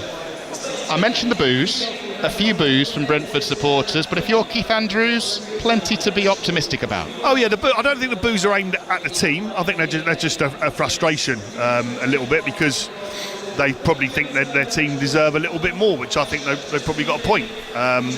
But Newcastle have come with a game plan. Like I say, they are defending, they're pressing a bit higher up the pitch than I think they have done in away fixtures in the Premier League this season. So it's a risky game, and they do look vulnerable, Newcastle, but at the moment it's paying off for them. We will be back here on 5 Sports Extra with full second half commentary in around about 10 minutes time, but we're going to rejoin Steve Crossman and the team now over on 5 Live. Half time here at the G-Tech. Brentford 0, Newcastle 1. It's Crystal Palace 0, Brighton 0. Yeah, a bit of Mark Gay news for you. He's expected to miss England's final World Cup qualifiers with a foot injury. He suffered a, quote, heavy bone bruise after the Conference League win over Alkmaar on Thursday. He was actually not able to walk afterwards. Oliver Glasner saying nothing is broken, but Gay has been on crutches for the past 2 days. Half-time at Villa Park, Aston Villa Bournemouth. Sahil Sahi. Yeah, whistle just blown, Steve. Half-time, Aston Villa 2, Bournemouth 0. Hectic 45 minutes. Emi Bungier's super free kick opened the scoring, edge of the area, 20 yards out in front of the whole 10, and Gareth Bale-esque, he hit the ball with the top of his boot and it zipped past the wall and Petrovic. Onana then doubled the lead after relentless Villa pressure. He set himself 25 yards out and his shot was too powerful and it sneaked past Petrovic. The afternoon, it didn't start well for Bournemouth after their captain Adam Smith was forced off with concussion after a horrible clash of heads with his teammate Tyler Adams. Tyler Adams is okay. That seems to have settled a usually very composed and calm Bournemouth team. Unsettled, I should have said there, Steve. Half-time here at Villa Park. Aston Villa 2, Bournemouth 0. In the Women's Super League, early games, full times, London City Lionesses 4, Spurs 2, Liverpool 1, Brighton 1 and West Ham 1, Leicester 1. There's been a goal in the game between Everton and Manchester City. Betty Glover. There has indeed. Just over 21 minutes gone. It's Everton 0, City 1. It is that woman, Vivian Miedema. She's got the opener. It's scrappy at the back from Everton, but really well taken by Miedema. It has been pretty much all City. They've spent majority of this first half with over 70% possession. Miedema went close as well earlier before that. Bunny Shaw also had a really good chance, but Miedema has taken the lead as Everton 0, City 1. Right, we will have another look ahead to Wales, Argentina in Cardiff in the Rugby Union. That gets underway very shortly in the next 15 minutes. And then we'll have our first proper look ahead from here inside the Etihad on a drizzly day to the big 4:30 commentary, which is Manchester City versus Liverpool. We'll do all of that. Then we'll have second half Premier League commentaries all after the news on 5 Live with Lisa McCormick. The voice of the UK. This is BBC Radio 5 Live. Thanks, Steve. UK military personnel and equipment's been sent to Belgium after a series of suspected Russian drone incursions on its airspace. The new head of the British military, Sir Richard Knighton, says officials have asked for help after Brussels airport was forced to close temporarily last week. Thousands of veterans have marched past the cenotaph in central London as part of the annual commemorations for those who've died in conflict. The King led the Remembrance Sunday events, placing a wreath in Whitehall after 2 minutes silence was observed. The Culture Secretary, Lisa Nandy, says she has complete confidence that the BBC's leadership is taking seriously allegations of bias in some news coverage. The corporation's chairman, Samir Shah, is due to respond to MPs tomorrow about concerns over Panorama's editing of a speech by President Trump. And Super Typhoon Feng Wong has made landfall in the Philippines. More than 1 million people have been evacuated from their homes in anticipation of the second massive storm in a week. When two objects collide, vibrations ripple outwards as powerful waveforms. These waves travel through the air, surge into the ear, and through the auditory system, firing signals deep into the brain. Meaning sound isn't just heard. It's felt in every nerve, every beat, every breath. Here's the first ball of the Ashes. This is the sound of history being made. Feel every moment of the Ashes. Coming soon on 5 Sports Extra. This is 5 Live Sports with Steve Crossman. Listen on BBC Sounds. Half-times in the Premier League. Nottingham Forest 1, Leeds United 1, Palace 0, Brighton 0, Brentford 0, Newcastle 1, Villa 2, Bournemouth 0. Second half commentary on the way on all of those games across 5 Live and BBC Sounds. Celtic, Rangers, Hearts, all in action in the Scottish Premiership. Rangers Dundee getting underway in the next few minutes. Gavin Wallace. Yeah, we're just about to get going. I should say the pitch looks magnificent for all the publicity it had over the last few years. We will be doing a minute's silence in just a second or two here, so I'll run through things really quickly. Dundee, 2 changes. Emil Aqua comes in, the former Barrow striker. Luke Graham also joins him as well. Rangers make 4 changes from the team that lost at home to Roma midweek. Cornelius Diamonde, Danilo and Bojan Miovski all come in. Rangers are playing a 4-2-3-1. Danny Roll has done more in his first 2 in the league than Rangers have done in their previous 8. He's won those. It's a chance for Rangers to go back to 4th, and they're unbeaten in 18 meetings with the Dark Blues as things are about to get underway here at Den, Steve. Thank you very much, Gavin. Yep, let's take you to the Autumn International. Wales-Argentina gets underway in 10 minutes. Owen Gwynedd. Yes, Steve Tandy's era as Wales head coach starts today against Argentina, with Welsh Rugby hoping for an urgent boost to the game. It's 27 months and 9 games since Wales' last home win. Over the summer, Wales ended a record 18-match losing streak, which has seen them slip to 12th in the world. Whilst the Pumas arrive at the Principality as world number 6 and favourites, having beaten the Lions, Australia and New Zealand and could have easily pipped South Africa in recent months. Contepomi has 19 from that 23 available today, and the Welsh Cavalry repeated that finding their identity is the big objective today, with Lions Jack Morgan and Thomas Williams back. Louis Rees-Zammit is set to come off the bench. Elsewhere today, dramatic end to the Abu Dhabi Championship Golf. Wolverhampton's Aaron Rai beat Tommy Fleetwood in a playoff. He was 5 under par in his final round, 25 under for the week. We are live from the Etihad, Manchester City versus Liverpool in full at 4:30. Correspondent John Murray is with us here. John, Pep Guardiola said it, didn't he? The big rivalry of his career, 1,000 games. They're going to mark that today. And it's just City versus Liverpool. That's enough on its own. Yes, I have here with me the match programme today, which is being guest edited by Doves, the first guest editors that they've ever used for a match day programme at Manchester City. And it has Pep Guardiola on the front, and that is their choice. They said for his 1,000 matches, we want Pep Guardiola on the cover. So there's Pep Guardiola, fists raised in celebration. There's a poppy on there as well. And if you go to the back page, there is a sort of fold-out montage of various images of Pep Guardiola throughout his managerial career at Barcelona B, Barcelona, Bayern Munich and Manchester City, with a white number 1,000 behind all of those little Peps. I love Doves as well. That's fantastic. Excellent. Make sure you get a copy of the programme. I will. Well, read it. Could be a very emotional occasion then for Manchester City fans. Could be some tears. Could be caught by the river if you're not careful. Manchester City, Liverpool on the way. Hello, Dion Dublin. Good afternoon. Good afternoon. Yeah, very good, thank you.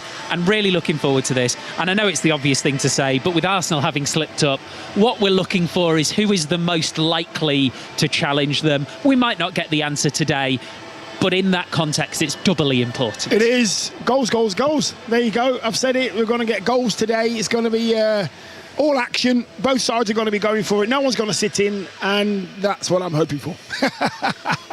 Hoping for and expecting. I mean, it tends to change, actually, Dion, doesn't it? There was a period that we went through where all of the really big head-to-heads in the Premier League seemed to disappoint. But actually, I feel like for the last few years, the really, really big games have often been really good games. Yeah, and I think this will be one. I think both of these sides are probably going to do exactly what you asked me. Is this going to be one of those games where you can find out who's the closest to Arsenal? I think both of these sides are going to go, right, we need to put a marker down today. I don't think either manager is going to think, well, listen, let's not lose it. That's not the mindset of the manager. So I think both teams will go for it. They have to, otherwise they will lose the game. I think if somebody sits in, they will lose the game. If somebody tries to play on the counter-attack, they will lose the game. I think last night was a helpful result for the neutral at this match, because it means that, you know, Arsenal have continued unbeaten, but they still have a strong lead at the top of the table. So therefore, it is stating the bleeding obvious, isn't it? But they will both feel, Manchester City and Liverpool, that they have to win this, because I feel that this season with Arsenal, if they carry on from where they are now and continue strongly, you know, pressure is going to come into it at some point because of the recent history, because of the fact that Mikel Arteta's been there for 6 years next month, because they've not won the Premier League since 2004. So pressure is going to come into this, and the chasers, probably most notably Manchester City and Liverpool, want to be the ones who are putting that pressure on. I think that's where Arsenal, if they do fall down, will be being chased. They haven't been, chased for some time. They've always been the chaser. And I believe that if they are going to fall down because their form is so good, that if they do get caught, if they don't be as consistent as we've seen them be, it's because they're being chased and they're not used to being chased, and they don't like it or they don't know how to handle it. It's been interesting to see Arne Slot sort of go back to the tried and tested in recent weeks, and we'll get the team news in about 15 minutes time, just under. Would you expect, given the performances against Villa and Real Madrid, that we might see the sort of last season's Liverpool, or will some of these £100 million plus players be more likely to start? Well, you know what? Why wouldn't you want to see the old Liverpool from last season or a couple of seasons? Because they're just very consistent. We're talking about the three midfield players, aren't we? Gravenberch, McAllister and Szoboszlai, who I think's been their most consistent footballer. And I don't care what position he plays in, the energy he puts in, his performances I hate to liken him to a Manchester United player, but when it comes to consistency, he's pretty much a Dennis Irwin.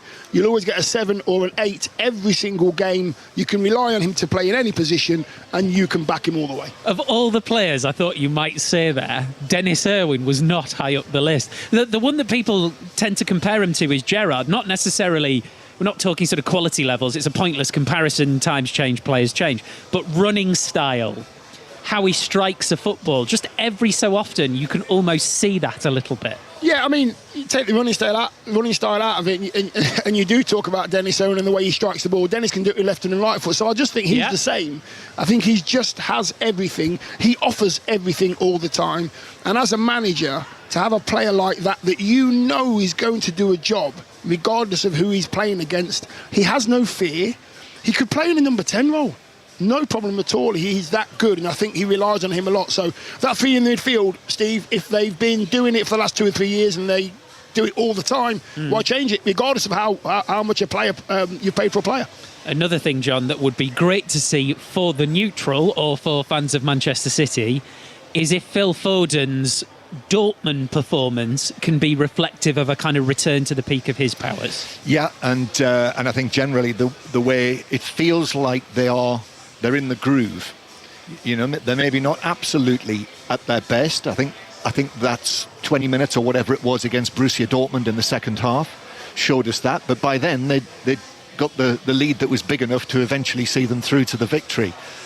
But you know, I sense a satisfaction with Pep Guardiola that he has his team at the moment more or less where he wants them. Maybe I'm being suckered in by that, but if that's the impression he's trying to get. We will be back with John and Dion later for commentary of Manchester City and Liverpool here on 5 Sports Extra. Welcome back to the GTEC Community Stadium. Half-time, Brentford 0, Newcastle 1. Brentford, the better team, had more of the ball in the first half. Newcastle, a little bit more clinical in front of goal, thanks to a moment of brilliance from Harvey Barnes. 2 good feet, powerful finish through Kelleher, and just checking the players out of the tunnel down below us here. Kit Simons is alongside me, former Welsh international, former Manchester City, Portsmouth, Fulham defender as well. Doesn't look like anybody has made any changes, Kit. Does that surprise you from a Newcastle perspective, from a Brentford perspective? No, not massively. I mean, obviously there was the enforced change first half by Newcastle anyway, in their midfield area, with Joel Linton going off and Jacob Ramsey coming on. But Brentford have been pressing, so I think he'll be relatively pleased with the effort shown. I mean, stats-wise this season, Brentford are quite sort of shot shy in the Premier League for teams, but they had 5 or 6 shots in that first half, and had certainly threatened the Newcastle goal. So it'd be relatively pleased with that side of the game, I think. But obviously they need to actually go and get a goal in this second half now. So I think if it stays at this, there will be more changes for sure from both teams. But at the minute, not too surprised to see the same 22 coming out. Well, Newcastle have kicked us off, and it didn't go according to plan with one of those NFL-style centre kicks, because Sandro Tonali went to put it out for a throw-in by the corner flag and launched it so far off target it went behind for a goal kick, and Brentford have started from the back, which Nathan Collins took, gave it to Kelleher. It's just gone out for a throw-in in the Brentford, or in the Newcastle half anyway. So after all that, what a waste of time. Kit Simons and Lee Blakeman commentary team here at the GTEC Community Stadium. Newcastle leading by 1-0 with a minute gone in the second half. Damsgaard on the attack for Brentford, loses the ball. Ramsey gets his pockets picked though, and here comes Damsgaard again. He's got Yarmolyuk wide of him. Good save by Pope with his right foot. Ball comes back out into live play. Should be dealt with here by Newcastle. Barnes, very clever Barnes, just threw himself into the challenge, went to ground in a way that was always going to result in a Newcastle free kick, and has, but that was a good save to deny Yarmolyuk from Pope.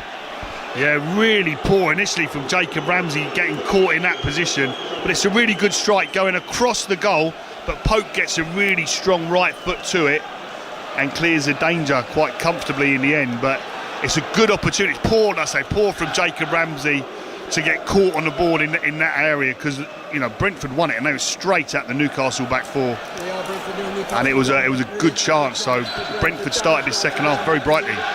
Nick Pope, model of consistency since recovering from injury. He's played in all the Premier League and Champions League games this season. Joined from Burnley back in 2022. 33 years of age. He's been around for some time, has Nick Pope. Still showing that he's at his brilliant best there. Couple of flappy moments from the long throws in the first half, but an excellent save here to deny Yarmolyuk at the start of the second. We'll run through the two lineups for you in the next few minutes. This one of 4 games, kicking off at 2 o'clock, that we've got live for you either on 5 Live, here on Sports Extra, or on our streams on BBC Sound, Sports Extra 2 and Sports Extra 3.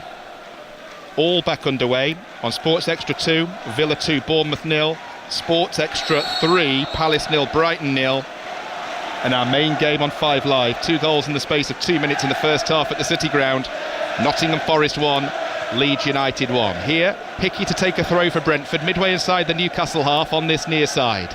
Newcastle leading by 1-0. The ball goes back to Sepp Vandenberg, and now the captain, Nathan Collins. Huge frame as a centre-half, as we know. Sitting on 4 yellows, though, so needs to be careful. Ball played forwards to Ouattara. Turns Byrne. Byrne brings him down. Byrne is going to get booked, and that is his 5th booking of the season. Dan Byrne, that is going to be a suspension. Walks away, shaking his head, and that is going to be Byrne out of the Manchester City home game in 2 weeks' time. Yeah, and he's got no complaints about that either. It's right in front of the assistant referee on the far side. And also, I mean, saying that Stuart Atwell didn't need that because he got just too tight, Dan. Got turned by Ouattara, who was clearly away, and Dan just pulled him back. So it was a definite foul and a definite yellow card. So and to be fair to him, he didn't actually complain about it for once. So he knew it was nailed on. Ball wide on the Brentford right. It's going to be whipped in by Damsgaard, headed away by Newcastle. Ball back out over on the far side. Damsgaard again. He's got Coyote further forwards of him. Now it's with Yarmolyuk. Heavy first touch, just gets away with that. Plays it forwards to Collins, and now Sharda, 20 yards out, inside left, takes the nudge from Ramsey. Was that a foul? No, says the referee. Play will continue. Sharda back on his feet into the penalty area. He's got 2 Newcastle defenders trying to mark him out of the game. Chow does really well, puts the ball behind for the first Brentford corner of the second half. I think you mentioned him in the first half. He's been really solid, Chow. I've got to say, and if Newcastle do go on and win this game, a lot of it will be down to him. He's been really, really solid, really strong, and just made good decisions at the heart of that Newcastle defence and covered up for his teammates really, really well. Early days still yet, but he's done well so far. In swinging corner from Damsgaard, and it goes, flicked header across the face of goal and all the way across and behind for a goal kick to Newcastle. But that was a chance there. Decent delivery from Damsgaard. It was, as you would expect. I mean, he's a magician with the ball. He's fantastic, and Vandenberg just got to run as well on his man, and he nicks across from far post to near, gets that initial flick, but it's just a little bit too much, and it goes in the end harmlessly wide of Nick Pope's far post. I'll stand to be corrected, actually, on my own Dan Byrne stat there. It is his 5th yellow, but one of those was against Barcelona in the Champions League. So a little bit of a reprieve. He's on 4 yellows now, though, and he is walking a tightrope. So maybe if he had been suspended, he would have complained about it, knowing Dan. But yes, that's maybe why he took it so well.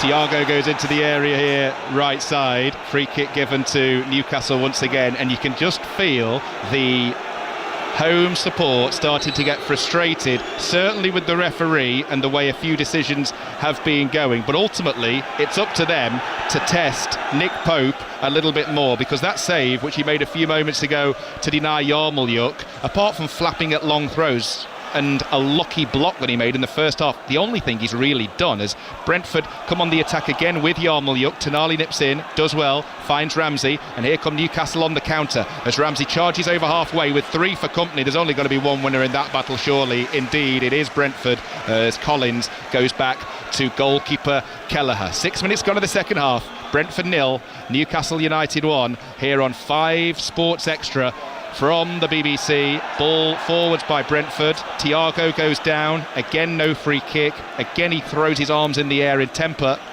And again, Newcastle just crack on and come away with the ball. Voltemade finds Guimaraes in space. Good through ball by Guimaraes, and Barnes is in behind here. Left side of the penalty area, looking to make it 2. Rolls the ball back across the penalty area. Nobody home. Wrong choice from Harvey Barnes. You just felt that time like he'd have been better off just going for it. Didn't.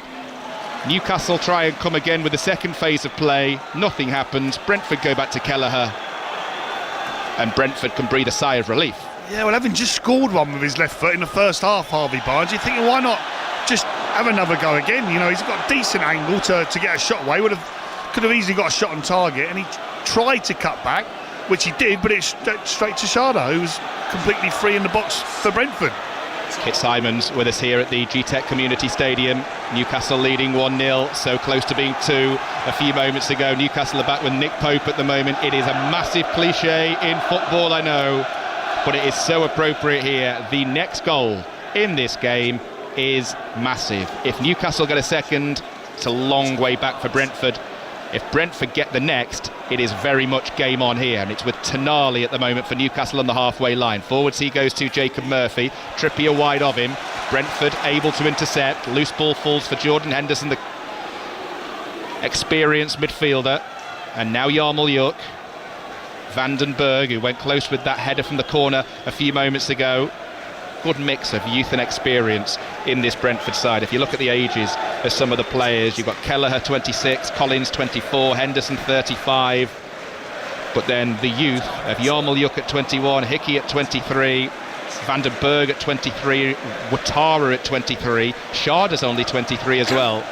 A good mix, a good balance, and they always get praise for it, Brentford. Their recruitment, always planning for the future with the signings that they make. Just a really good outfit, a really, really well-run club, isn't it, when you come here? No, it is. They certainly do astute business, and you know, they look at, I think clubs like Brentford look at points per pound. You know how much they spend linked into the points tally come the end of the season, and it's value for money, which is what it's all about. And they run a tight ship, but they do it very, very well.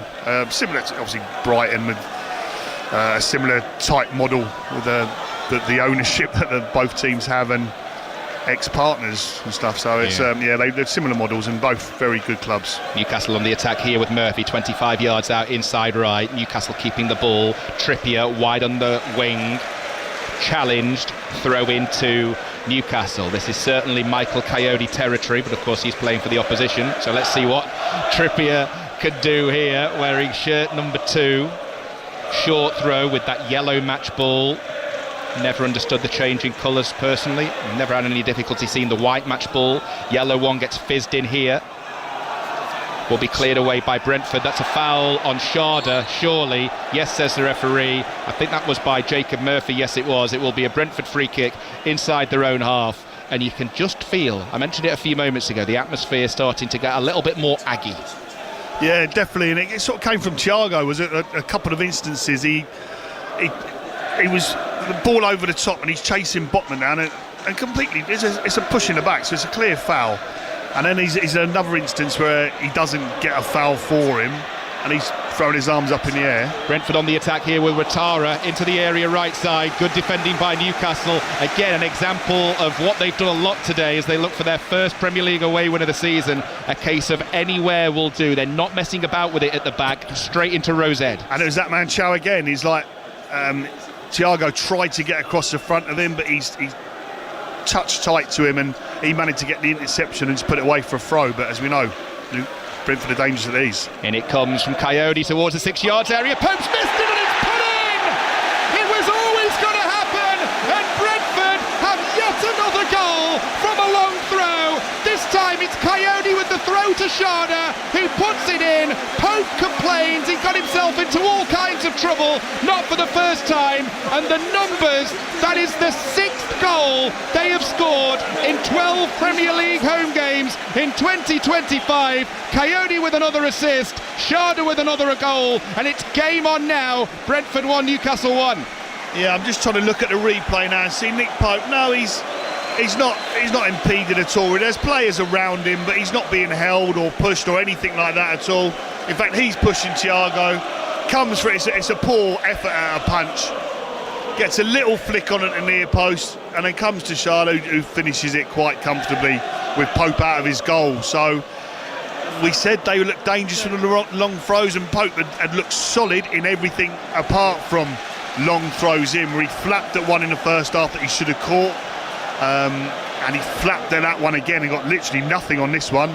gets a touch at the near post and then falls for Sharda, who's in the right position to head home unopposed. So 1-1, game on.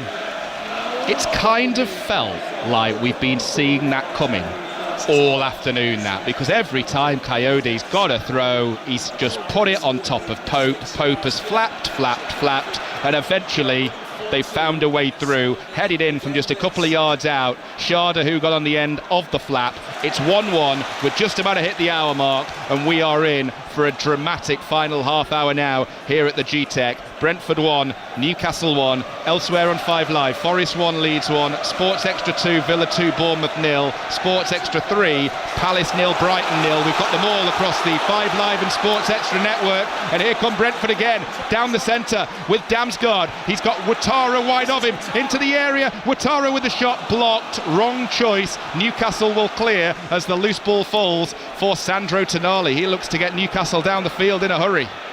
It's end-to-end, which is exactly what we want. It was wide open last year when Brentford won this fixture 4-2. Not quite that many goals so far in this one, but it's wide open now. Guimaraes, 35 yards out, challenged by the goal scorer for Brentford, Sharda.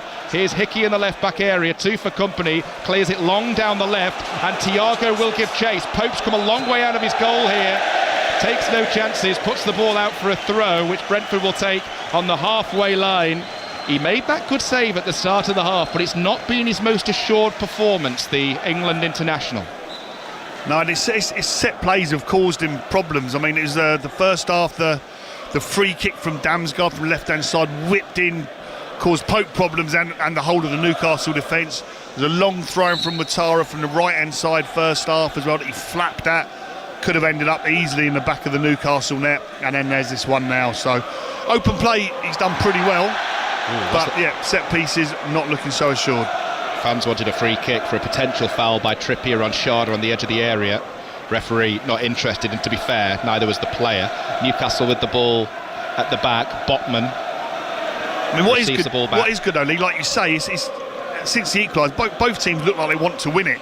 You know, no one's sort of sitting back and thinking, well, we'll take the point in this game. It looks like both teams want to win, which is making it very open, very exciting.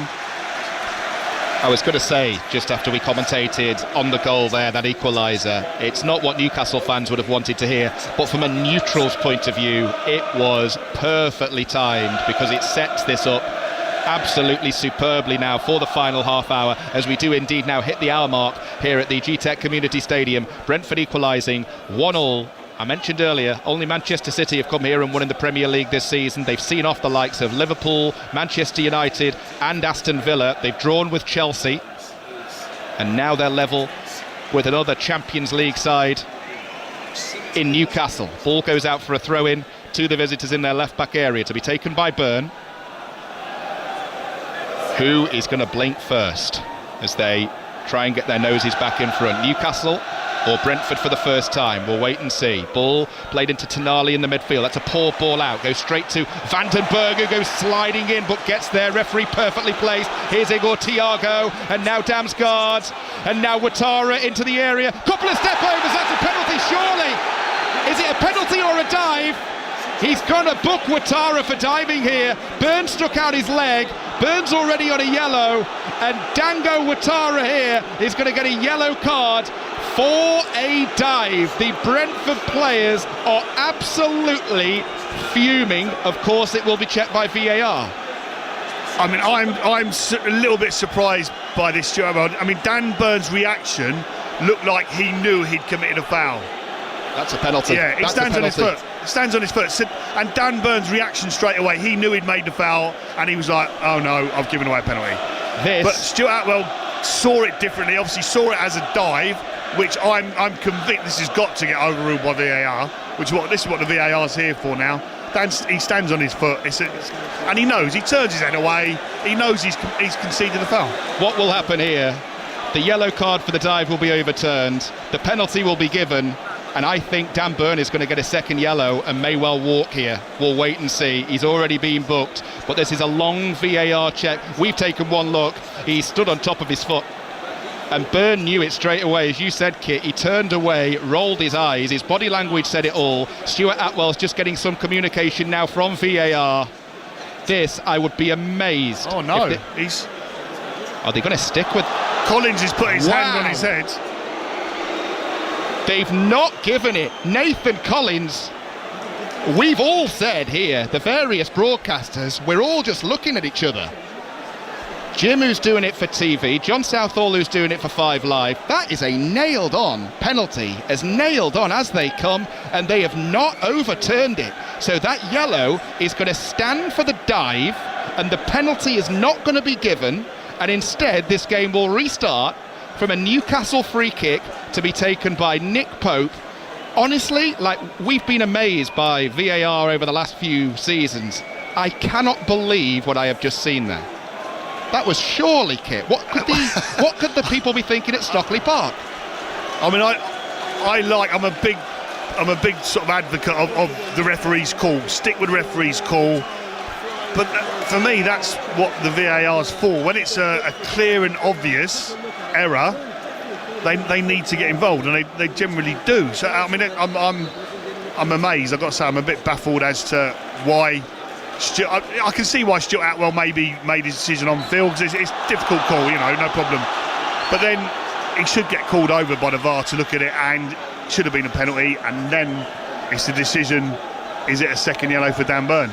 At the very least, he should have been sent to the screen. It's one of those where you question if you've just seen that right. I've just had a message off one of our producers here saying outrageous, that was a penalty all day long. And all the broadcasters, we all stand together up here on the gantry. We're all just looking at each other in astonishment that hasn't been overturned. But it hasn't. The game has restarted. That's a foul by Trippier on Sharda, and that's surely going to be a yellow card now for the experienced Newcastle United full-back. But it won't be, it will just be a free kick. Well, the temperature's rising here now, and there's boos now echoing around the ground. Now, I think some of these probably are aimed at Stuart Atwell now, for sure. That probably should have been a booking for Trippier there as well, but I think maybe they realised they got one wrong with the non-penalty, so yeah, it's going to be a lively finish to this game. You can feel it now. Trippier this time, the trip a few moments ago, and now here come Brentford on the attack down the left with their top scorer Igor Thiago. Hickey into the penalty area, pulls the ball across the face of goal, cleared away by Byrne to the edge of the area, falls for Thiago on the volley. Good save by Pope. It looked superb. We were right behind Igor Thiago as he let fly. It was straight down the throat of Nick Pope.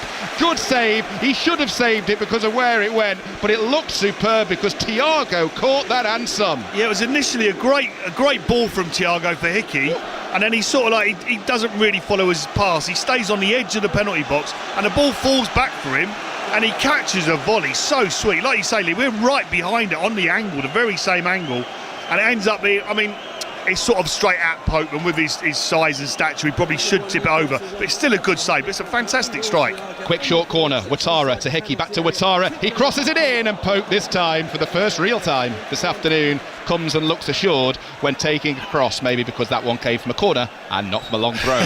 Maybe so, but I don't know why. I'm no goalkeeper expert for sure, but it's sort of like catching the ball from any sort of cross or ball into the box has almost gone out of the game now. Keepers punch all the time, and I get it under certain situations it's the right decision, but if you can catch it cleanly, do so. Newcastle on the attack here, good ball down the right, Guimaraes into the area right side, forced to check, back he goes to Murphy, nice 1-2, Murphy with a cross, across the face of goal again, and it was cleared away this time by the long throw expert Coyote for a Newcastle throw in front of their supporters, 12 yards from the corner flag on the Newcastle left. Byrne, who's lucky to still be on the field, to take it. Well, I think that's the best bit of play we've seen from Newcastle in this second half, a link-up play between 2, 3, 4 players. It was bright play, and it's resulted in a long throw on this left-hand side. Brentford 1, Newcastle 1. Byrne with the delivery towards the penalty spot, flicked on towards Voltemada, should be cleared, will be cleared by Sharda, dribbles the ball away, still has it, challenge goes in from Murphy, Botman comes away with the ball. Sharda tries to recover the situation, has to be careful not to give away a foul. Malik Chow takes over, and now Murphy, and now Trippier. 66 minutes of the game gone, one apiece here on 5 Sports Extra, but no shortage of drama just Brentford fans still stunned. I think some people around the G-Tech here as to how that wasn't a penalty for a foul by Byrne on Ouattara. Here's Murphy wide on the right, sends the ball in field, and now Barnes first time hits it from 25 yards out. Was not quite going to dip quickly enough, but a bit like Thiago a few moments ago, he caught that superbly. Yeah, very similar type volley, and Yarmolenko was just a bit slow, and he's going to get a bit of space now as players are getting a little bit tired coming out of press.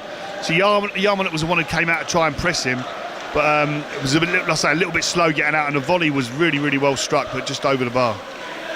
Choice of listening to come later as well as now on 5 and 5 Sports Extra. 5 Live from 4:30. You're going to get commentary of Manchester City against Liverpool from 5 here on Sports Extra. Abby Pulling and Harry Benjamin will talk you through what should be a superb Brazilian Grand Prix at Interlagos in Sao Paulo, with Britain's Lando Norris on pole position, having already extended his lead at the top of the Drivers' Championship this weekend following his victory in the sprint race. His championship rival and teammate Oscar Piastri starts 4th, Max Verstappen well back down the grid. So that should be brilliant here on Sports Extra from 5 this afternoon.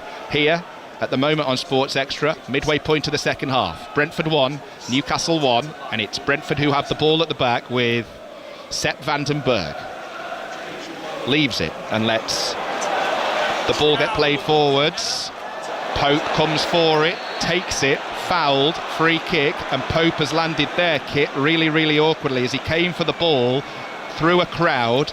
He has fallen awkwardly and has not moved, and Kieran Trippier and the Newcastle players around him quickly calling for some medical support. Yeah, it didn't look good at all. He like I say, he caught the ball quite clean. I think Shada was just sort of standing there, but Pope went then over the top of him and fell right on his back, let go of the ball straight away, and almost sort of went rigid. So that will be a bit of a concern, to say the least, for Newcastle now.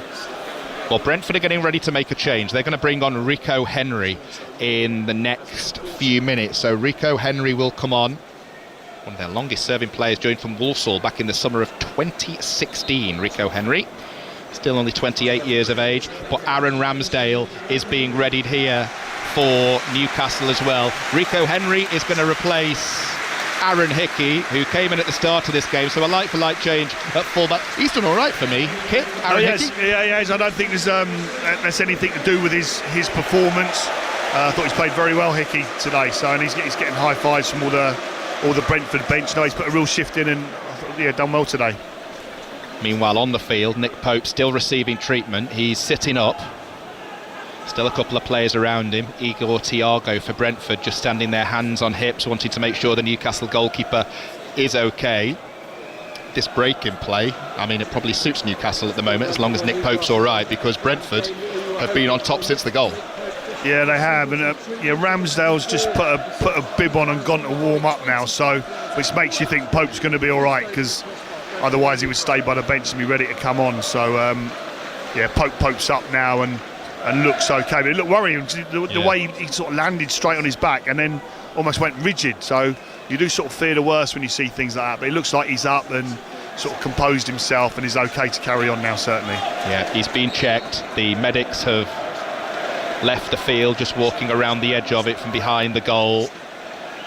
Aaron Ramsdale still warming up as a precaution. Elsewhere over on 5 Live, Nottingham Forest have gone ahead, would you believe, through Morgan Gibbs-White. So they were behind initially in that game at the City Ground, but they now lead by 2-1. Commentary with Sue Smith and Alistair Bruce-Ball over on 5 Live here on Sports Extra. 19 minutes to go of Brentford 1, Newcastle 1. It's been an absolute pleasure to watch this game, certainly in the second half, where it's just been end to end, no shortage of entertainment and chances and controversy and a little bit of VAR, maybe not enough VAR, you might say. That's right. I mean, generally we complain about too much VAR getting involved, but I think on this occasion it should have got involved, certainly. So it'd be interesting to see the fallout from that one. But I'm expecting there will be some. So, but then, I mean, we'll see how the result finishes in this game, because that's not a done deal by a long stretch at the moment. I mean, you sort of look at it, either team could really go on and win this now. I think Brentford are probably pressing slightly the most, but Newcastle do look dangerous going forward. So yeah, it's going to be an interesting end to the game.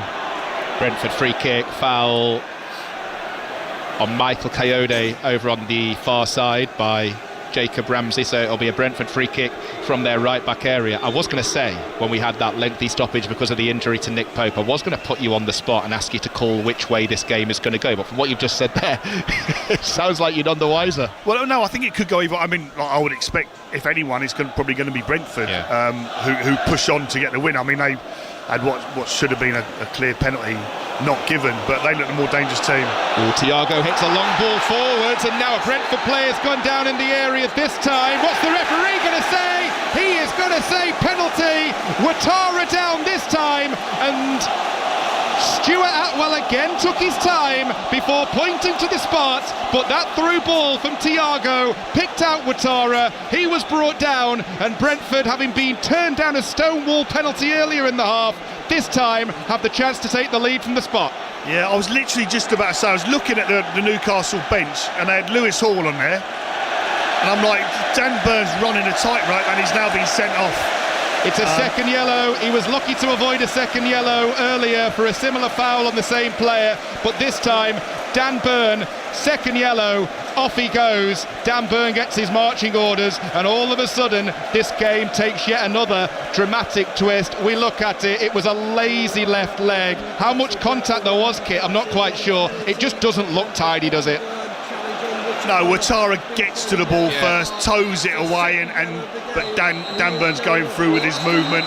So it's probably not as clear cut as the first one, but it was a penalty. And now we've got a bit of argy-bargy on the pitch involving Jacob Ramsey for Newcastle, and there's a whole host of players who've got involved. Loads of substitutes getting ready to come on for Newcastle here. Ilanga, Willock, Lewis Hall standing by. But the next time, I mean, VAR are checking this, by the way.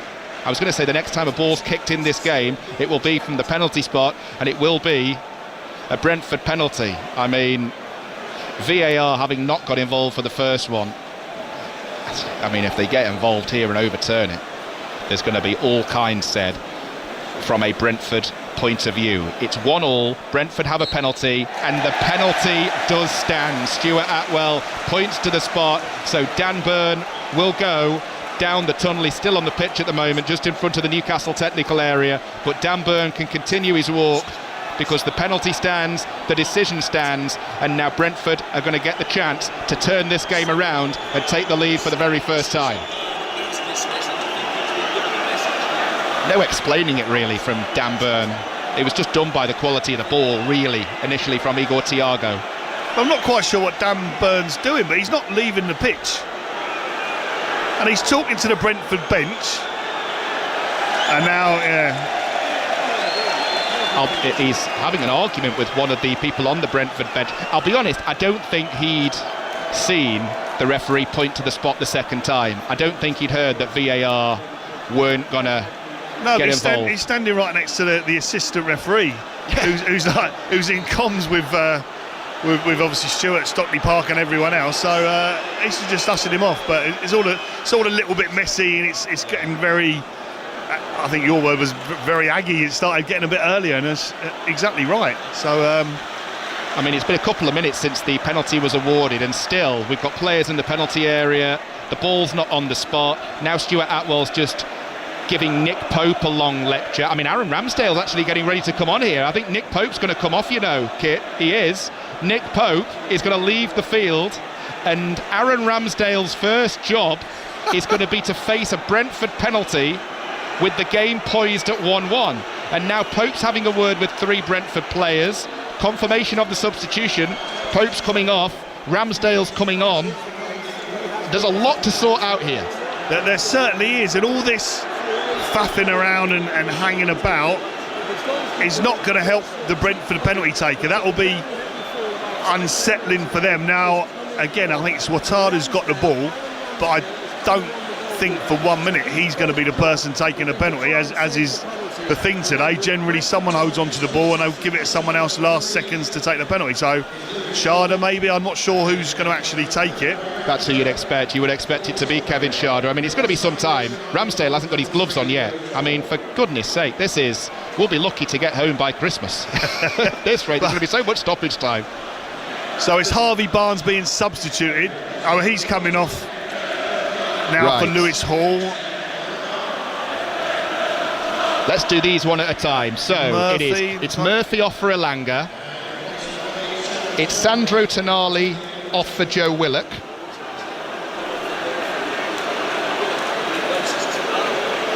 And Harvey Barnes for Lewis Hall. Well spotted, Kit.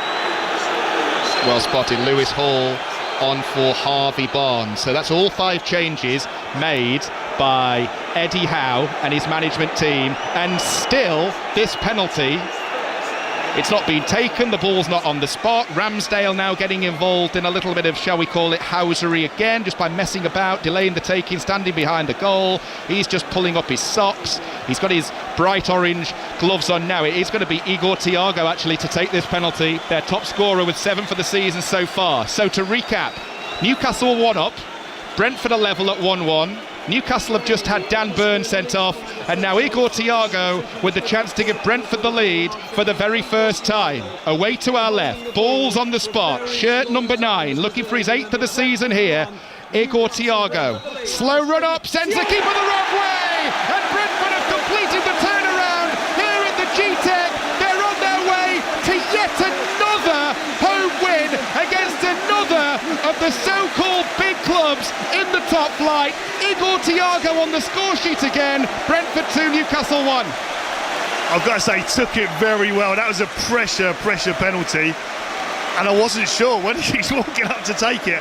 I'm thinking, I think Sharda should have taken that, but he took it really well. A little stutter. Ramsdale goes to his right, another step, and he puts it to Ramsdale's left. Just rolls the ball into the corner. So fair play to him. That was a pressure penalty, and he took it really, really well. Keith Andrews, understandably, looks delighted down on that Brentford bench. And I wasn't quite sure which way it was going to go 10 minutes ago or so, and then Brentford should have got that penalty, weren't awarded it, then did get a penalty. I'm pretty sure it's going to be a home win now. Well, 2-1 up against 10 men. Eddie Howe has made all of his changes. Brentford's players just getting back into position as we get ready to restart. One thing I will say is there is going to be a lot of stoppage time. A lot. We've got 11 minutes of normal time to play. Brentford 2, Newcastle 1. But what drama here in West London. Free kick awarded to Brentford midway inside their own half, and all of a sudden the home supporters who were starting to get on Stuart Atwell's back for a string of decisions suddenly feel like things are going their way again. Big roar to greet the goal, and now the fans in full voice all around us here. I mean, it is funny how things can change in a game of football. Like I say, Brentford were feeling very aggrieved that everything's going against them. The fans were, like I say, getting very tense, and Aggie and the Newcastle fans are in good voice, and now suddenly you look over to the far side, those travelling Geordies are very quiet, but their team are attacking now. They are, and they've got 5 forwards in this attack as well, with Willock on the ball to the left. Lewis Hall on his right foot sends in a low cross towards Voltemada, back to goal, appeals for handball. Brentford clear downfield. Thiago will give chase. Malik Chow will beat him to it. Does well to put his foot on the ball and turn the full 360. Gives it to Lewis Hall. He goes back to goalkeeper Ramsdale. Need to remember that in the midst of all that chaos, Nick Pope came off injured. Ramsdale took over. His first job was to pick the ball out of the back of his net. Drama. That is what we like in the Premier League, and that is what we've got here this Sunday afternoon. Brentford looking to kill the game now with a third. Ball to their right this time with Michael Coyote. Plays it forwards. Ouattara's out there, the man who won the penalty, running at Hull, running out of space. Yeah, I mean, I know Brentford are trying to kill the game off now with sort of 10 minutes of regulation, but it's still an awful long time. Thiago could have played earlier to Ouattara, who was clean through on the right-hand side, and he chose to delay and hold on to the ball, and then the opportunity sort of went. He played it wide in the end, but the opportunity had gone by then. But he could have played Ouattara clean through on goal, with Newcastle defence scrabbling to get back into position. So they've all come on, the Newcastle subs, the outfielders Lewis Hall, Anthony Elanga, Joe Willock. Ramsey was already on, changing goal as well. He's done all he can, Eddie Howe. See what happens in the remaining 8.5 minutes plus quite a bit of stoppage time. While all that was going on, Aston Villa got a third goal, by the way, on Sports Extra 2, and it's come from Ross Barkley, so they're out of sight now at home to Bournemouth. Aston Villa 3, Bournemouth 0. On Sports Extra 3, still goalless. Elsewhere in London, Crystal Palace and Brighton, and on 5 Live, Nottingham Forest still leading Leeds by 2-1. Same scoreline here in favour of Brentford against Newcastle. 4:30, Manchester City Liverpool is the main 5 Live commentary of the weekend as we head into the latest international break. Trippier. What I do think is Brentford need to make a couple of substitutions now. Newcastle are man down, but they're getting a good bit of possession at the moment and looking quite dangerous. So I think Brentford just need to bring on some fresh legs, fresh energy, and try and take the sting out of the game. Yep, they've made just the one so far, bringing on pretty much like for like change. Rico Henry on for Aaron Hickey. Newcastle have the ball here to the right of centre with Guimaraes, gives it straight to Thiago, and here they come on the counter. Thiago's got Damsgaard in support, one more goal and it'll be 3 points. Thiago's going to run a long way here all by himself, Igor Thiago, before the sliding challenge comes flying in from Newcastle and Botman, and just for a second we thought he was going to run half the pitch and score. Absolutely, really, it's so exciting now, this game. It really, really is. Oh, there's a couple of substitutions like we were expecting there. A couple of Brentford subs now. They'll be in no rush to do these subs. There'll be slow walks off the pitch. Yarmulke, it looks like, is walking over. And Damsgaard, who again has shown a couple of moments in this game. Vitaly Janelt coming on for Yarmulke. Damsgaard's walking over. There's a couple of touches, a couple of moments in this game. He's a little magician, Damsgaard. What a fantastic football player he is.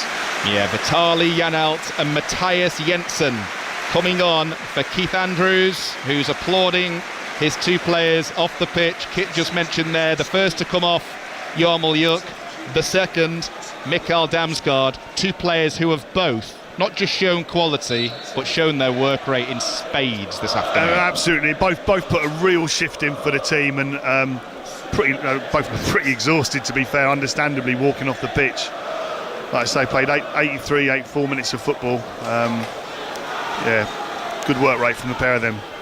Newcastle on the attack though at the moment with Trippier. Now Willock will take over. He sends in a cross towards Hall, far side of the penalty area, craning his neck to try and get something on it. Did enough to guide it to Ramsey. And now Botman, 6 minutes to go here on 5 Sports Extra. Brentford 2, Newcastle 1. Guimaraes. I mean, I think Eddie Howe will be absolutely kicking himself that he didn't do that substitution, Dan Burn for Lewis Hall, like moments earlier. I mean, Dan was on a yellow card and had really should have been given 1 penalty away, which would have been a yellow card and a sending off if it had been given, but the VAR didn't intervene and he got away with it. So I was thinking take him off then and put Hall on, but didn't, and obviously Hall's had to come on now, but Dan Burn's been sent off. And Newcastle therefore chasing the game a man down. Trippier goes back to goalkeeper Ramsdale. 5 minutes to go here in West London. The home team coming from behind to lead. Brentford 2, Newcastle 1. Villa have got a 4th over on Sports Extra 2 now at Villa Park. Aston Villa 4, Bournemouth 0. So 4 goals there, 3 here. Might not have seen the last of them yet though. Ball played down the right by Trippier. Anthony Elanga, who came on while the penalty was being taken as part of that triple change, will give chase, but runs out of space, and it will be a Brentford throw, which Rico Henry is in no hurry to take whatsoever. Brentford, it's a footballing cliche, Kit, but if you can win your home games, no matter what team you are, whatever division you're playing in, you're going to give yourself a chance, you're going to make yourself look solid, and you're going to make your ground an intimidating place for others to come to. And they're on their way to yet another home victory here under Keith Andrews, who had question marks surrounding him. The appointment wasn't endorsed by completely everybody. He needed to prove himself, and he's doing it week in, week out at the moment. Yeah, he's done a solid job, you've got to say, Keith Andrews. Like I say, the home record here is going to be paramount. It's so important to the survival, basically, of Brentford in the Premier League. But it's so good. They'll be sitting after this, very comfortably just above mid-table. Newcastle coming forwards here though with Lewis Hall into the area left side, tries the shot, it's blocked, it's loose in 6 yards area, and eventually Brentford are able to scramble it behind because that cross-come shot that was hard and low from Lewis Hall just needed a touch, and I'm surprised it didn't get one. Well, it did get one, but it was from Rico Henry and his absolutely incredible defending. It's fantastic. The ball is fired across from Hall, and Rico Henry, it defies gravity. I don't know, he does that. That's absolutely incredible bit of defending.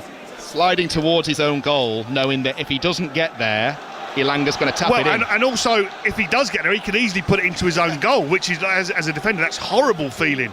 It's fantastic, really athletic, incredible defending. He's got Ilanga right on his back for a tap-in if he does it, so he's got to go for the ball, and he does brilliant to get it away, but it's a Newcastle corner. In swinger from Trippier, over on the far side, delivered in, headed away by Ouattara, back to Trippier. Wide on the Newcastle left, headed away by Thiago. This time, two attacking players with two big defensive headers for Brentford. Cross comes back in from Newcastle. Malik Chow with the header on, and Kelleher, who could have caught it, decides to go with the diving punch out for a Newcastle throw. Again, this drives me mad. It's a comfortable catch for Kelleher. He'd catch it and then smother the ball, fall on it. But instead now it's gone out for a throw-in to Newcastle on his far side, and Trippier's got a long throw, which we know, but there's two balls on the pitch, which the assistant's not noticed yet. He needs to go and knock that off. I thought Trippier was being heckled quite a bit from the supporters behind him on this near side. I think they were just trying to get the message across the home fans that, look, you can't play with two footballs, even if you are a man down. Throw to Ilanga, back to Trippier, and now Lewis Hall, who's going to get closed down here by Jensen, and Brentford are going to come away on the counter. Newcastle recover well, and here's Ilanga. Now Trippier, a little bit of space, wide on the right, 2 minutes to go, 5 Sports Extra. Ilanga takes over, works it onto his right foot. Newcastle need a goal, otherwise it's going to be another away defeat. Cross comes in, headed away by Collins. Ball back in the midfield, which is where Newcastle find Chow at the moment. And now Trippier. And Chow tries the through ball, looking for Ilanga. That's read well by Sharda and cut out and cleared. But it goes straight back to Lewis Hall on the edge of the centre circle, because Brentford have got everybody back defending for their lives at the moment. 90 seconds of normal time to go. Brentford leading 2-1. Guimaraes. He's got support. It's amazing watching this. You wouldn't think Newcastle would have team a man down now. They're dominating possession, penning Brentford back and looking dangerous. Guimaraes over the top, looking for the run of Ilanga, as a number of Newcastle players have for the last couple of minutes. That time, though, intercepted and claimed well, more convincingly, by Quaveen Kelleher, who bowls the ball out. That's good goalkeeping. Just catch the ball calmly, fall down on it, smother it. Just waste those extra few seconds. Brentford looking for a third, and you feel decisive goal. Ouattara this time from the right, looking for the run of Thiago. Didn't go sliding in, it was too far ahead of Thiago that time, and the ball's loose in the midfield area. It will be brought down though by Jordan Henderson with his head, heads it back to the left back area, and Brentford go all the way back to goalkeeper Kelleher. 40 seconds plus you feel quite a bit of stoppage time here, as Brentford ready. Reece Nelson, the Arsenal loanee, wearing shirt number 11 down below us. It's Brentford who've got the ball at the moment. Do they go for a third goal, or is it too early to start thinking about the corner of the pitch? They've given it away in the midfield, Brentford. Voltemade goes in, but his first touch was a tackle. That allows Brentford to recover and give the ball back to Seth Vandenberg as Nelson stands by. 10 seconds of normal time, so the fourth official poised with his board to tell us how long Brentford have got left to hold on for. Brentford have the ball with Vitaly Janelt over on the far side, and the answer from the fourth official, 11 minutes of stoppage time. So 11 more minutes as Brentford get ready to bring on their number 11. Yeah, I thought it was going to be a good 8 or 9 at least. It had to be for everything that's happened, but yeah, 11 minutes sounds about right. So yeah, plenty of time still to go. There's a lot can happen in 11 minutes, and certainly this game. So I wouldn't rule out another goal one way or another. And I'll be honest with you, we're all football fans here. We've all been to games where you see the board hold up for stoppage time and you think, really, I just want to go home. They could have held up 31 minutes here and that would be fine with us. It's been an absolute cracker. Yeah, as you said, the second half especially, it really come to light and come alive, this game. I mean, the first half was okay. It was a lot of energy, like I say, a few more mistakes, with one bit of real quality, the goal from Harvey Barnes, but then second half there's just been sort of end to end and stuff that Brentford have been the better team, and if they hold on, which they you would think they would do now with the extra man and clock ticking down, but it's yeah, it's been a great game of football, and like I say, especially the second half. Loved it. It has been a cracker. Dango Ouattara's race has been run, though. It's him who makes way for Reece Nelson. 1-1 penalty. Should have won one just before that as well. How VAR didn't overturn that decision on Dan Burn the first time, I've no idea, but Burn walking a few minutes later for another foul on Ouattara in the penalty area. Penalty converted. And now here come Brentford looking for a third goal. Edge of the area. Sharda, left side. Rolls the ball back. Nathan Collins is a long way forwards here. And now Jensen. Ball across the face of goal. Newcastle able to clear it away to the area. Or the area's edge, just about. And now Brentford will come forwards once again. We've had 2 minutes of the 11. So still a lot of football to be played here at the G-Tech. Brentford 2, Newcastle 1. All of the 2 o'clock kickoffs now into stoppage time, and Forest have a third over on 5 Live. Anderson from the penalty spot. Newcastle 3, Leeds 1. So that's job done there at the City Ground. Job done at Villa Park. Villa leading Bournemouth 4-0. Elsewhere in London, still goalless, Palace and Brighton. And this one, Newcastle down to 10 and chasing a 2-1 deficit as they look like they're going to head to yet another away defeat in the Premier League. It is becoming something of a burden now. Yeah, it will be. Like I say, at one time, they're 1-0 up, and their fans are really, you can sense the Geordie crowd, the travelling Geordie army, thinking, we're going to get a away win, here we go, fantastic. But then as the second half's gone on, they've got quieter and quieter, and ball over the top by Brentford from Nelson towards Sharda. Newcastle able to intercept, and the ball's back with Coyote over on the far side, challenged by Ramsey and Guimaraes, and he does well to beat off both of them and keep possession for Brentford, who give it to Henderson, and he's just going to stand on top of the ball now, just anchoring things. Experience, 35 years of age. He's been around the block a few times. He knows when to put his foot on the ball and just take charge of a situation. Here's Coyote, who's got other ideas though. He goes bursting forwards down the centre. Jensen. And now Rico Henry. And now Jensen. Patient, professional, game management from Keith Andrews' team here. He's just directing traffic on the edge of the field. Just to the left of halfway. They're now back inside their own half. Brentford, as things stand, with these latest 3 points, heading 12th in the Premier League as we go into the November international break on 16 points, which is a terrific return. Sharda in field, Jensen encouraged to shoot, does shoot, good block Trippier, and the loose ball falls for Ramsey over on the far side, the Newcastle left. We have had 4 of the 11 added on minutes, so 7 still to go. Lewis Miley getting ready to come on for Newcastle United, which would be a 6th change. I wonder if that's a concussion then for Nick Pope, maybe. Well, I think it must be, but it's a bit strange how he was allowed to carry on. Yeah. And it wasn't for very long, granted, but if it was a concussion, then you think he probably should have been taken off when he had the initial injury. I've just been given the nod on that, actually, so Newcastle will be allowed to make a 6th change. Lewis Miley standing by as just the latest pair of fresh legs as they chase down Brentford's 2-1 lead here. 95 on the clock here on 5 Sports Extra. Brentford 2, Newcastle 1. Brentford doing well to see out time here. Ball played forwards towards Reece Nelson. Chow goes sliding in, but he goes straight to Thiago, who rubs it up for Brentford. It was a good challenge by Chow. It went straight to Brentford's top scorer, who takes his tally for the season to 9 already, and Brentford are going to win again at home. 3 more goals, 2 more for Thiago. 3 points go to Keith Andrews' team. Brentford 3, Newcastle 1. Yeah, he finished it very well in the end, Thiago, but I feel for Chow, who's like stretching and had to slide in to try and avert danger, but in the end he put the ball into the path of the Brentford striker, who finished with aplomb. He makes 1 tackle, Chow, but it just goes past Votman then, and it ends up at Thiago's feet, who finishes the ball very, very well. But you got to say, it's no more than Brentford deserve overall. They put in a really good performance, been the better team. Newcastle will be disappointed with what's happened and the way it's gone, but overall I don't think they can have too many complaints. Brentford have been very, very good and worthy winners of today's fixture. 9 goals in 7 Premier League games for Igor Thiago.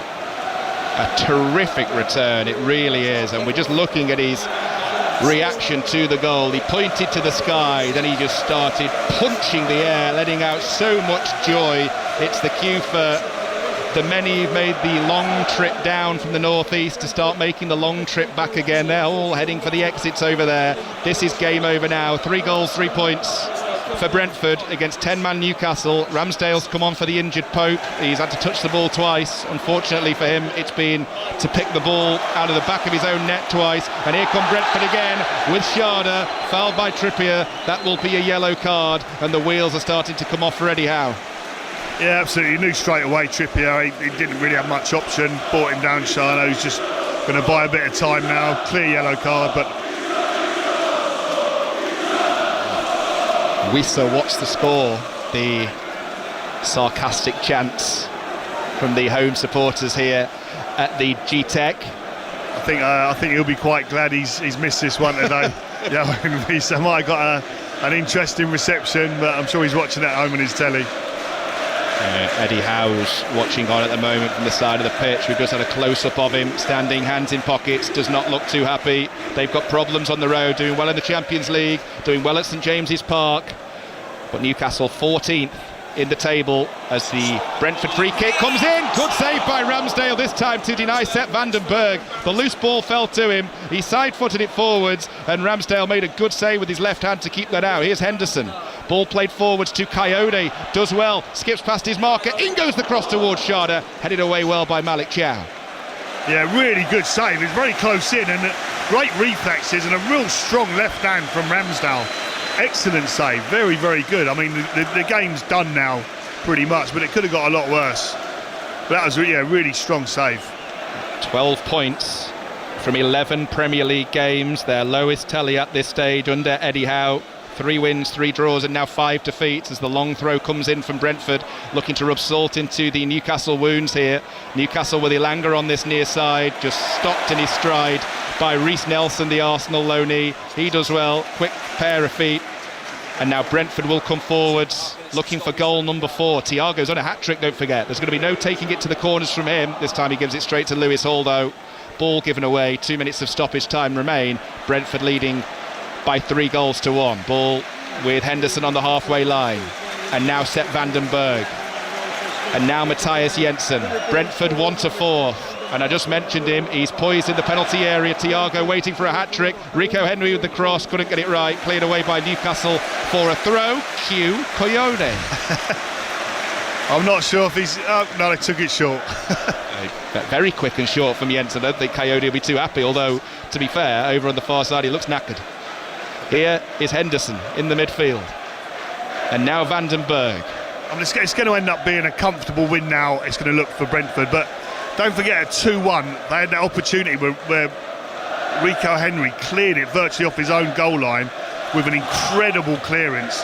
That was the big moment of the game for me, because that goes in, and I think Brentford will be deflated, even with they got the extra man at this stage. I think that Newcastle got something to hang on to, but it was a brilliant bit of defending. But now Brentford attack again. It's Rico Henry. Rico Henry into the area, tries the cross, blocked, seen behind for a corner.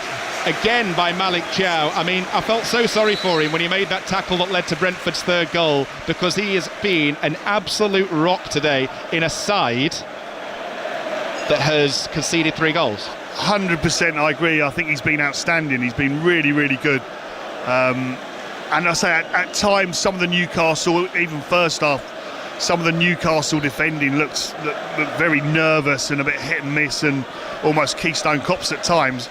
But he's the one who stood out. I think he's been excellent today and doesn't deserve to be a losing side, but looks like he's going to be. Brentford corner, in it goes and headed wide. Eventually, did that come off a Newcastle head? No, says the referee. Goal kick. I tell you what, I'm feeling a little bit smug here, because I was debating whether to come down on the train or drive down. I've driven down and I've just seen a notice on the scoreboard saying the 4:15 at Kew Bridge is being cancelled and more delays are scheduled going into London Waterloo. So it's going to be miserable for those Newcastle supporters who've come down on the train here. Referee looks at his watch. Brentford win at home again. Newcastle lose away again. It's ended Brentford 3, Newcastle 1 in a game that Newcastle actually led at half-time. Brilliant solo goal from Harvey Barnes, but then it was all about Brentford in the second half. They equalised on 56. Well taken goal by Sharda, header from close range after Nick Pope flapped at a throw. Thiago gave Brentford the lead from the penalty spot on 78 minutes. Dan Burn sent off after he brought down Ouattara, and then Thiago wrapped it up in stoppage time. 9 for the season for him. Another home win for Brentford. Your thoughts, Kit Simons? Yeah, excellent from Brentford today. Thoroughly deserved the victory. Like I said, could have been worse for Newcastle. I mean, Dan Burn should have given away a penalty, and probably then subsequently been sent off earlier than he did. But in the end, he gave away a penalty just after that, and then did get sent off, as we said. So it could have been worse even for Newcastle. They made a fist of it. Obviously scored a very good goal initially from Harvey Barnes against a runner play, it must be said. But Brentford have been a bit shot shy this season. Were a real threat in front of goal today, created numerous chances, and like I say, thoroughly deserved their win. And just a quick word on the job that Keith Andrews is doing here, because Liverpool have come here, lost. Manchester United have come here, lost. Aston Villa have come here, lost. Chelsea have come here and drew, and now Newcastle have fallen as well. A man who came into the job with such a big act to follow and so many questions being asked of him. Superb from the manager. Yeah, he's got to take a lot of credit for it. I mean, he's not complicated things either. This is probably one of the best things. I mean, some people come in as a quite young new manager, get a job. They'll try and do things very differently or complicate things to make an impact, make a presence. He's kept it relatively simple.